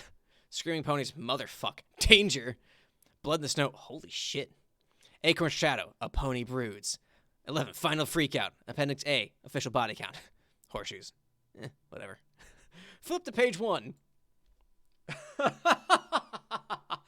Tragic pony news. We're gonna fucking read this. Okay. Almost a good name for you, not sure why. Anna Harley. Oh, ha! Dumb name. Sounds like the product of speech impediment by imbecile. Fuck. Anna Harley came out her back door and ran across the backyard. There were 2 ponies in the paddock behind Anna's house and yard. Hey, ponies, Anna called out. We're going for a trail ride. As she prepared the noose adroitly. Anna's pony, Acorn, was standing in the pony shed. The other pony, Snow White, Lil Sebastian, belonged to Anna's next-door neighbor and pony pal, Lulu Sanders, the king of Pawnee, Indiana, or the city of Pawnee, Indiana. Lil Seb came over to Anna, but Acorn stayed in the shed. Anna thought that Acorn was trying to hide from her. He liked to play, I'm scared shitless of my master. Turn page. Fucking hell. Man, screw handwriting, this is easier. Anna went into the shed. Acorn wasn't fucking around. He was staring at a fluffy black cat with white paws, taking a dump on his favorite saddle. The cat was staring back at Acorn, shitting like tomorrow wasn't a thing. Hey, kitty, said Anna. What are you doing here? She asked, the act of defecation oddly foreign to the girl. Pawnee came to the shed behind Anna. Whose cat is that? The rural township inquired. I don't know, answered Anna. It's not a pony, so who seriously gives a fuck? Suddenly, a mouse ran from behind the feed bin. The contrived incident caused some extra shit to happen. Acorn was like, oh hell no, not the fucking my paddock, bitch. Acorn nickered as to say, vile slurs omitted. The cat leaped back to the straw and curled itself into a ball. Acorn took a few steps toward the cat and crushed it to death with his magnificent hooves. Acorn nickered triumphantly. That's so cute, murmured the fictional Midwestern burro. Pam Crandall rode another goddamn pony up to the shed. She said hi to her pony pals, and the whole crew beamed complacently about their bullshit horse club. Anna pointed at the cat. Acorn has a new kind of meat he appears to tolerate. She exploded. Later, about halfway through the book, rather than see the gag through to the bitter end, Shredder began pasting over entire pages of original text with his own completely rewritten version of the story while keeping all the chapter titles. His revision is a tough, emotionally draining read, but it's cathartic in all the worst ways possible. He tends to get carried away with his projects. Just check out the file already. We used to kill a cat if there's enough of it. That's fair. Huge stack of books or shit ton of paper. That's a fair point. Detective Pony fanfic flashbacks. Remember Long Cat Chain? Oh, man. I vaguely remember there was a whole subgenre of Homestuck fanfiction that was all Detective Pony. Huh. You try to distract yourself with Strider's literature, but it's no use. Your curiosity is overwhelming. The lawn could be gone for hours, for all you know. Surely there couldn't be any harm in just installing the file, could there? That's an odd extension for a file. You don't think you've ever seen it before. Oh, hey, it's ATH. Install. Boy, maybe I've been drinking. Install Sburb client. It doesn't even seem to install anything. It just runs a small application when you execute it. Looks like you're one key press away from playing. Do you dare? Press enter. Psst. Hey, Jane. Step away from your computer. Pewter.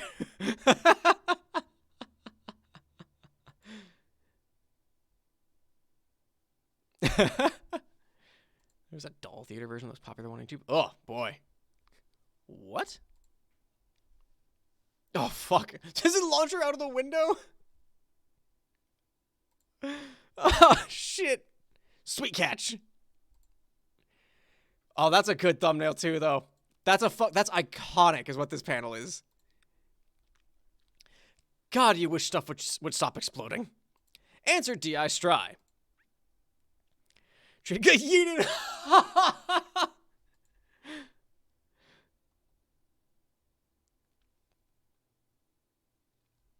You bite, relatively new. There's a whole subsection of fabrication dedicated to ponies. Do you see me right now? It was a very small subsection of Homestuck fan fiction where they focused explicitly on writing Detective Pony and in the guise of the Homestuck universe. Yeah. Yeah. Somewhere here, somewhere. Oh, that's awesome. Well, I mean, we're here now, Mankaffa. We're caught up. Confused all the time. Yeah, welcome to Homestuck. Truly, that's the Homestuck experience. Timaeus testified began bothering Guts at Gumshoe at 1:43. I should probably warn you. About what? Yet another exploding game trap? Well, shit, she already sent it? Yes, but to be fair, she warned me not to run it. I lost Jane's voice somewhere in there. That's weird. Why? She was probably just trying to protect me from the Batter Witch's latest assassination attempt. Jeez, I can't believe you've all finally got me saying Batter Witch 2. Would have thought. No, it's weird because Lalonde was the one who rigged it to explode. It's a bogus copy she coded herself. The real game file she downloaded is totally legit. What, really? Got it right here myself. Checked it out. File's fucking clean as a whistle. A whistle that overcame a major substance abuse problem, trying to get its life back on track. The whistle is holding down a steady job now. It's taking things one day at a time. Eat a fucking dinner off that whistle. Okay, I'll shut up. Why would she do that? To accomplish exactly what it sounds like it got accomplished. You narrowly averting the fake threat to your life, then getting your shit all hot and bothered at the Baroness over it. Then you abdicate your heiress throne or something, and give up on this game as a big fuck you to the genocidal cake alien. But if she felt so strongly that I shouldn't play, she could have told me, or told me more forcefully, I guess. I would have listened. Maybe. She's working through some problems right now. Really doesn't want us to play that game. So I guess this was the insane stunt she whipped up to derail the inevitable. Kind of reckless for my tastes. One of the above statements is a fucking lie. Are you gutsy enough of a gumshoe to spot it? Maybe she was justified in taking such an extreme measure? I sure hadn't been taking her seriously. She even warned me not to play it until she got back, but I went ahead anyway because I was too impatient. Actually, now that I think about it, she was probably going to disarm it or such when she got back, seeing as her objective had essentially been accomplished already by an actual assassination attempt. After that, I told her I would believe her about everything. That probably made her feel guilty about setting me up, so she told me not to touch the file until she returned. Sounds about right. But then I went ahead and ran it anyway like a doofus. I think she just wanted me to believe, or wanted to be believed. Shucks, am I an awful friend? Nope. I'm not so sure about that. Well, before you go taking a massive sad crap all over your friendship credentials, consider this. Only she could manage to blow up your computer with a nasty Deathloop virus and somehow make you be the one to feel shitty about it. You're right. Or maybe you're the one who uniquely fills a predicate in that construction. I don't goddamn know. Your friendship with her is a half-drunken three-legged relay race, and the baton is a stick of dynamite. And you two are the only ones on the track. Me and English are watching from under the bleachers, high-fiving constantly.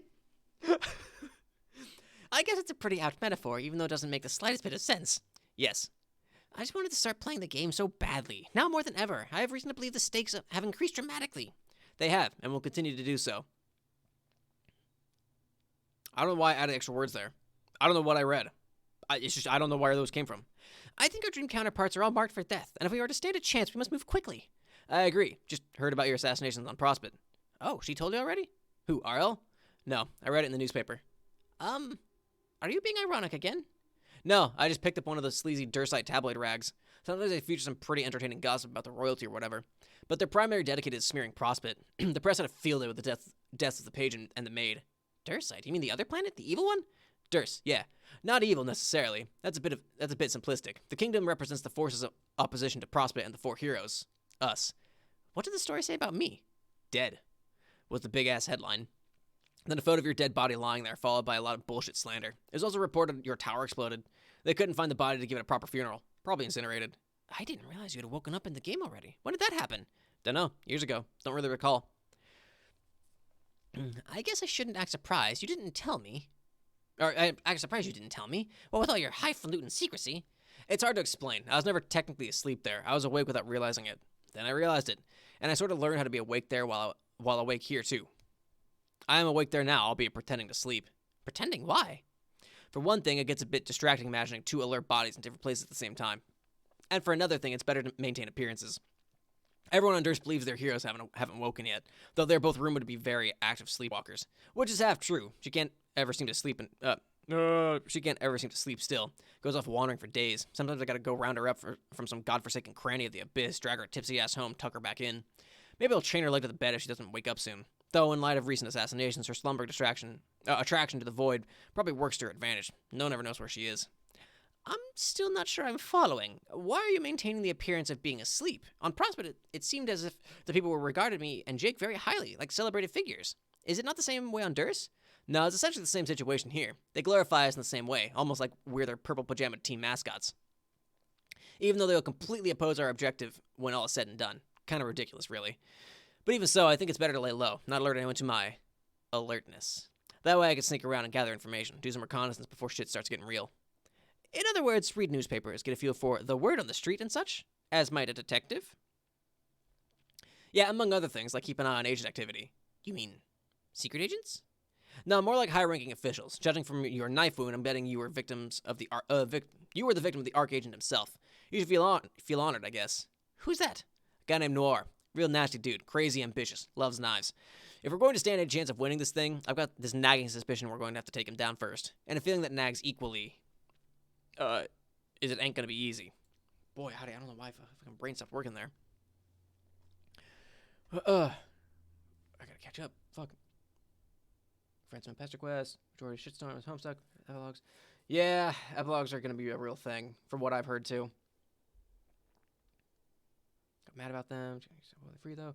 Just mad for multitasking. Damage. Explain. Chat a lot tonight. Yeah, active chat. I'm glad to see it. Glad to see you guys are enjoying yourselves.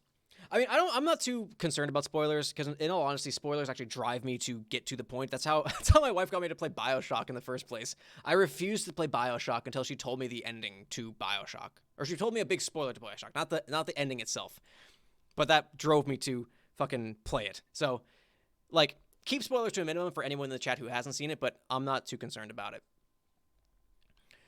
I guess I should find all that ominous, but I cannot lie, sir. Something you have said has made me one iota less excited to begin this adventure. Those dastardly agents can try to assassinate me all they like. I just want to get started.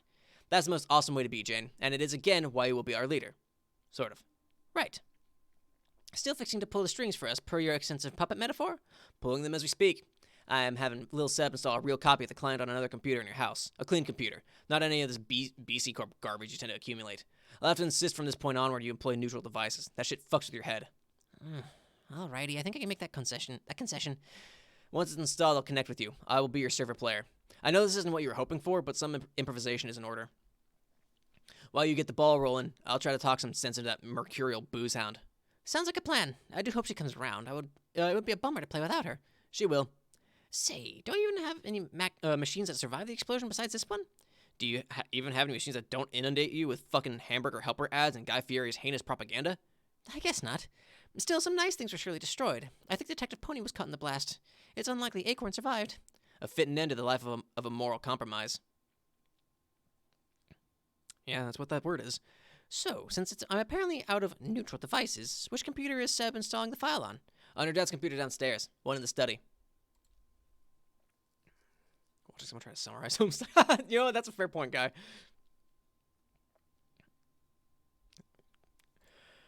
Gotcha. My poor dad. He surely heard the explosion. I've put him through so much today.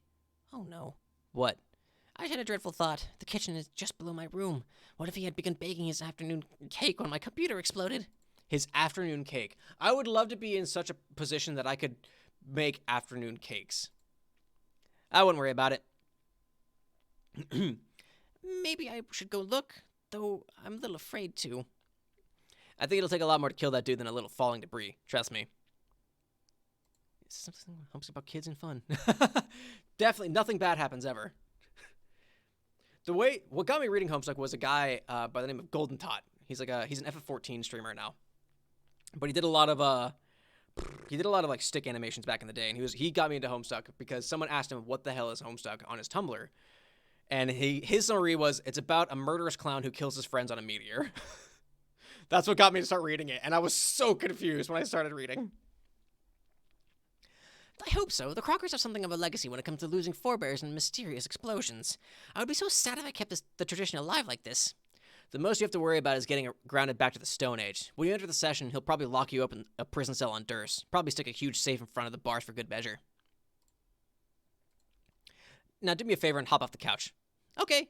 What are you doing? Making room for something big. DS, deploy. You watch DI Stride deploy some sort of mammoth instrument onto your balcony. It's just as well he took over for Rolal. She probably would have destroyed half your house with that thing in her condition. But on the bright side, you're sure RL would have enjoyed a good nicker. Probably should be snicker. With you over the notion of DS deploying his mammoth instrument. You wonder what she could possibly be up to. Mammoth Instrument is a good band name. Just by the way. While you're at it, you also wonder what the deal is with this cagey treatment of their names. DI Stride, Rolal, DS, RL, Strider, Lalonde. It's all starting to get a bit silly. Each of their full names has 11 characters, and you have been dancing around all but 2. Maybe it's time you were formally introduced to the last 2 characters. Was the video Caliborn Goes to Starbucks? I don't think I've seen that one. I'll have to check that out later. Okay, so back in the day, people were furious that Roxy's name was Roxy. One of the last 2, I'm prefacing that before we get to it, because I don't remember if we'll get to it at this point. One of the last 2 stands in her bedroom. It is a young lady, due to an incident involving an purifier, an unabridged Colonel Saskers, and a perfectly white cat. She will not be able to assist her BFSC for some time. And due to the aggressive concurrence of all that takes place in Paradox Space, this incident has not happened yet. But what has happened yet was this young lady's 13th birthday. It took place almost 3 years ago. And on that date, her placronym was engraved. It was engraved with 11 characters to be precise, 9 of which you are already familiar with. You figure it couldn't hurt to take a peek at the engraving. You've been dying to get the scoop on the last 2 mysterious characters. Examine placronym. Hey, get the damn cat out of the way. Cat, move tail. Thank you, cat who is probably Jasper's. The final 2 chromosomic symbols have been released from their fluffy, twitching prison. Oh, that's interesting. Examine room. Why are people mad? There was this perceived notion that each of the kids had a name that was exactly 1 syllable. Jake, Jade, Jane, Dave, Rose, John, like they were all 1 syllable. And then Roxy is 2 syllables. People were furious at this. And I love the name Roxy, and I love Roxy as a character anyway, so it didn't bother me any. But fucking people were mad. Fucking, I wonder if I can even find that video now. Hold on. I want to see if I can find it. We're taking a short break. I don't even know if this still exists. Homestuck, Roxy, you broke the rules. Let's see. Fuck, I don't know if I'll be able to find it.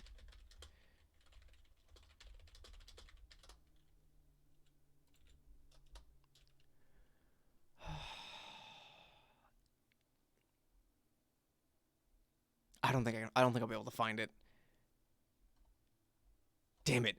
It's basically, there's a video, it was a scripted Minecraft video of guys going, You broke the rules! You broke the rules! And it was the reveal of Roxy's name. It's so fucking funny. Rockstar show boxes. Yep. Toxic people are everywhere. Fandom's a real fucking minefield of either you get people who are great, fantastic artists, funny people, chill people to hang out with, and then you get toxic people. And it's in every fandom. God, I wish I could fucking find it. I'll have to see if I can find it, and maybe I'll link to it somewhere. Anyway, let's move on. Your name is Roxy. God damn, do you love wizards. You wish and hope they are real, and that so too is their magics and stuff. You enjoy writing fan prose for said magical men, but you think maybe it's not so great. You are, however, quite great at the esoteric sciences, such as ectobiology, dark fenestrology, and the delicate art of aperification. You have tended to accrue dead preserved specimens from your experiments, little to none of which aren't feline. You aren't one to shy from a bit of gaming, particularly the sort well past its prime. You have a real soft spot for old-school technology. It is fair to say most of your leanings are governed by a bent for nostalgia. Your coding cred is totes ridic, basically making you the hottest shit hacksaw bitch you ever knew, as Dedali to the grid ass she is beautiful. You are known to non-seldomly employ a roguish demeanor toward the fellas, a habit not especially jeopardized by your non-infrequent inebriation. Which is to say, against the better judgment of one your age, you like to dip into the sauce now and then. Unless your mom is looking, which happens to be virtually never. And considering she has been known by the knowledgeable to be in possession of vision omnifold, this strikes you as a particularly stunning lapse in parental diligence. But you have good friends and many distractions to fill this void in your life. What will you do? Roxy, wail like an alley cat and blow bubbles in your drink. Roxy is not empowered to resurrect this crusty old gag template because all of the sudden, she is too busy being the other guy. We have absolutely got to peep the last two letters of this Max Chill dude's name on the devil fucking double. Examine placronym. Hey, clear out that stupid pony. What is it, some sort of miniature paddock? Pony, wake up. Dirk Strider. Thanks, Pony, who is presumably a tiny maple hoof for some reason. The final two diluvial symbols have been unearthed from countless crushing ounces of slumbering pony. There it is. That wasn't in the fucking PesterQuest volume. Your name is Dirk. Holy shit, do you love puppets. You possess the extreme dexterity to operate your false friends unseen. That is, when they are not preambulatory through your lovingly imbued mechanization, when they are not preambulatory through your lovingly imbued mechanization. You dig writing cognitive algorithms for said apocryphal men, and you think maybe that's fucking dope. Guess what else is dope? Everything else you do. You're a sick, wicked autodidact on ancient civilizations, a self-made master of mythologue, and a preternatural pop cultural academe. That's true. That's true. The screen was barely in view. Like I mentioned, I replied to someone on the video. Fucking, if I could speak properly, I wonder if Friendship is Magic is just a little too out of the cultural zeitgeist for it to have been like any sort of like relevant. What the fuck is that? Relevant sort of reference to it. Well, there's Equus. If you weren't so damn aloof and actually let people get a load, you might get described all kinds of ways. Maybe tagged as a Renaissance ninja, philosopher prince, and flash step puppeteer, or perhaps a pantheonic ironicist, gangsta logician, lucid waker, and Dursite spy. Screw descriptors, though, as if the shits you give ain't nil. You're cool with dabbling in the fine sequential arts, and your work could be viewed by some as borderline pornographic. And to those Philistines, you'll be heard wondering, what the fuck do you mean borderline? Against the better judgment of one your age, you build robots, set them to kill mode, and spar with them to death. That is, when you're not sentificating them to friends or dueling them with rap lyrics. But you try to cool it on the deathmatch stuff when your bro is looking, which is virtually never. And considering he's had a reputation staked on some sort of martial nobility, this strikes you as a staggering oversight in brotherly vigilance. You don't have the heart to hold it against him, though. What will you do? Dirt, jut your ass and twitch like a proboscis.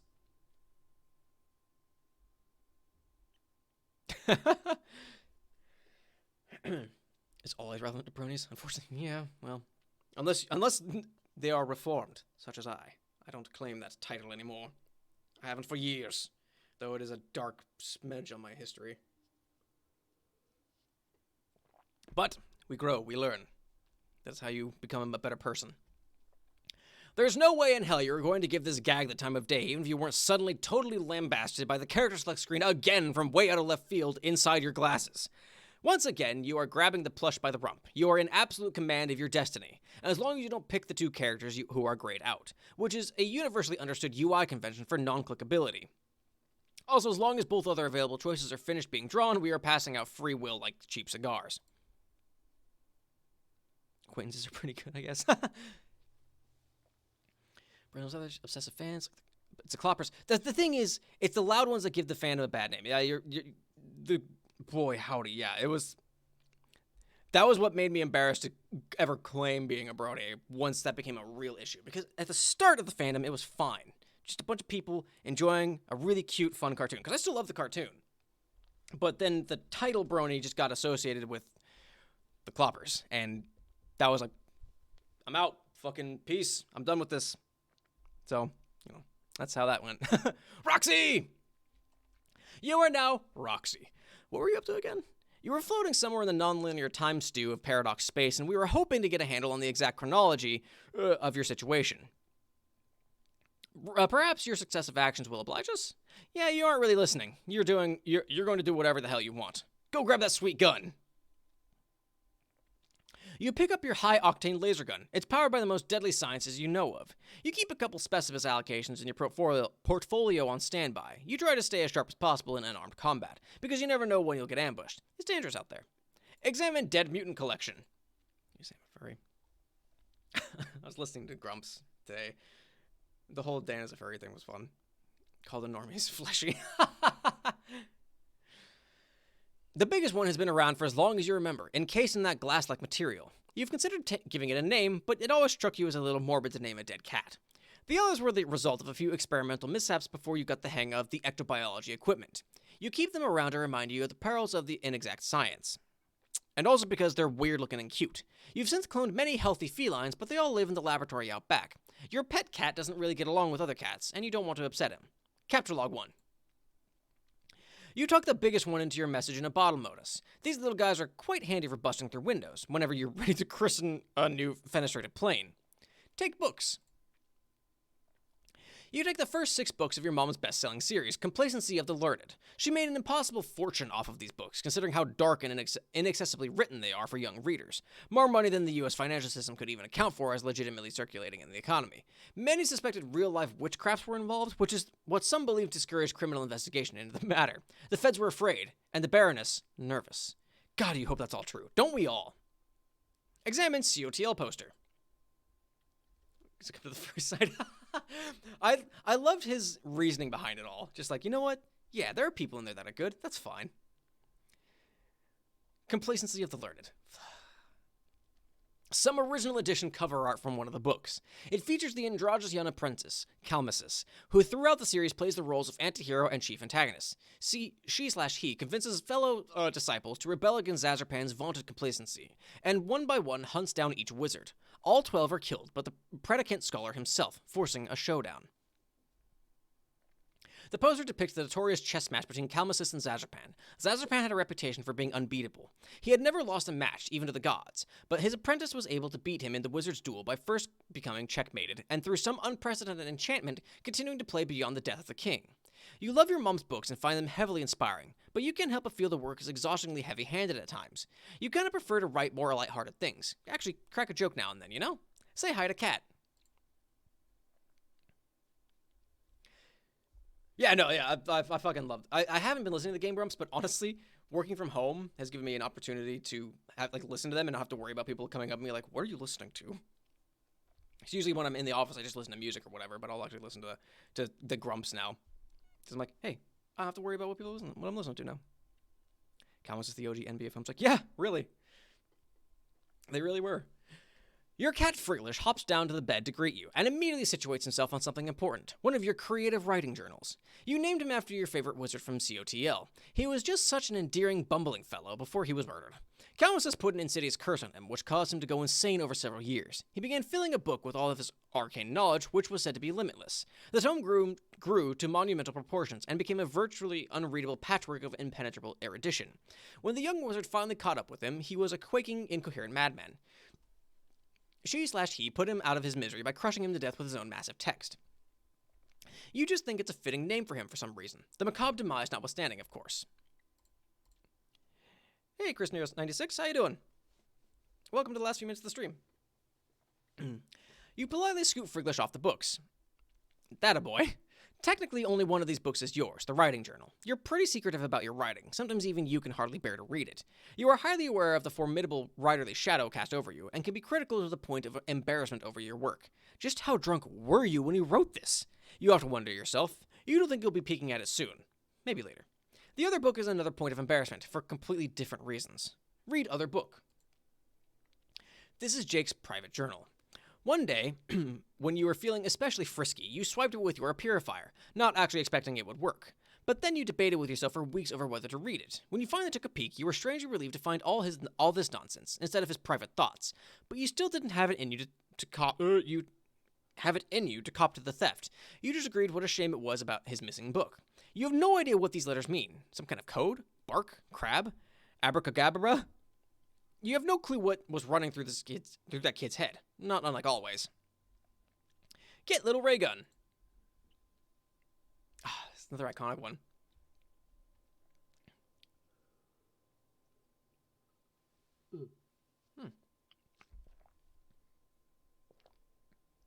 I just ran out of water too. What perfect timing. Yeah, it's a whole mess of conversations here. The chill hell that tracks you down and sucks you in. You know what? You ain't wrong, Daniel. It isn't a ray gun. It's your purifier. Pretty much the only Crocker tech you can bring yourself to use. It's just too handy not to. You just plug in the coordinates you want to nab something from, point it where you want to purify, and shoot. It'll make that thing purify right then and there, assuming no temporal conflicts. Piece of cake. Not Crocker brand cake, though, because fuck that witch. You're thirsty.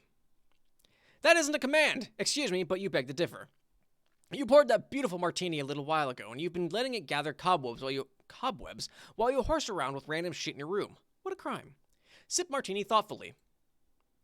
Delicious! Damn it! This is the wrong stock reaction. You will not stand for this outrageous misrepresentation of your beverage enjoyment. Sip martini more thoughtfully than that. That's much better. As much as you enjoy an afternoon cocktail, you have to remember to pace yourself with these things. They're crazy strong and tend to make you kind of sleepy.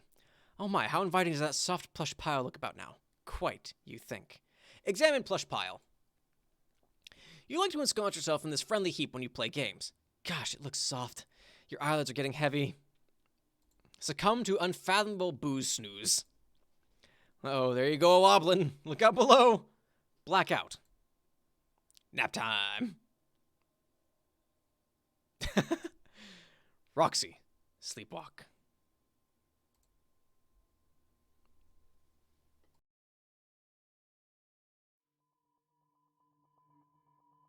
Yeah, the cobweb teeny, you know?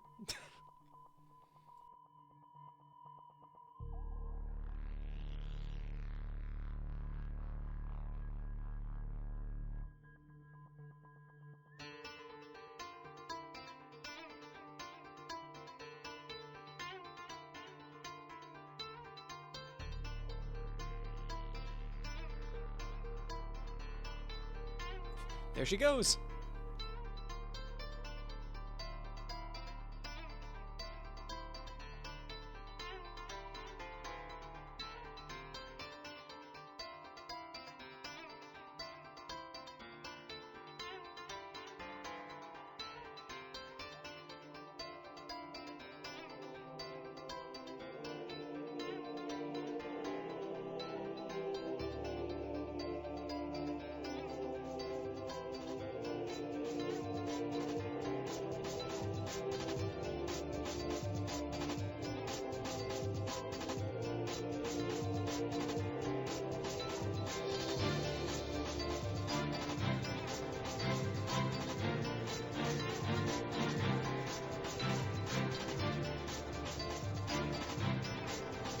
Foxfarkers.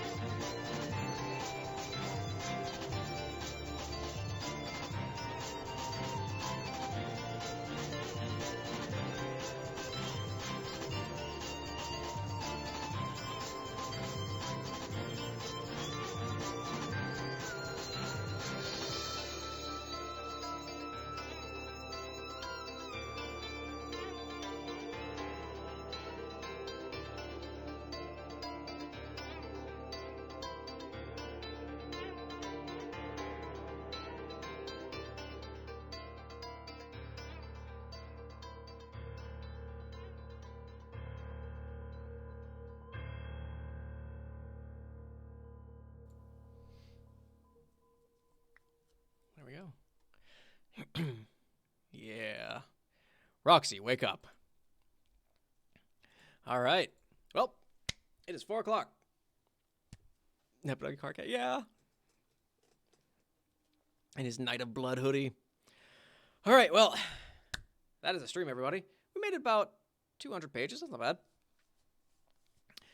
I know, but it's just 4. My voice can only take so much at a time. But we will continue this next week also. But so, anyway, thank you guys for hanging out and watching, listening to the madness that is me reading through Homestuck.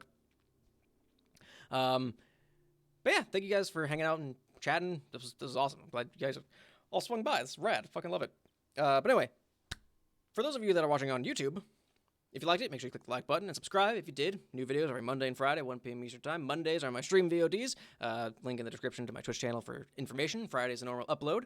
Comment. What was your favorite part about all this? What was your favorite flash? What was your favorite page? Whatever. And share with your friends. If you have people who wanted to get in the Homestuck or were unsure because it's so long and daunting, show them this. Let the sweet dulcet tones of my voice and the screeching of other voices guide them through this insane journey. But anyway, thanks everyone in the chat for swinging by and hanging out. And everyone stay safe. Please stay healthy, stay safe, stay home if you can. Only go out when you need to. Wash your hands. All that good shit. But anyway, thank you guys for hanging out, and hope to see you next time. Later, everybody.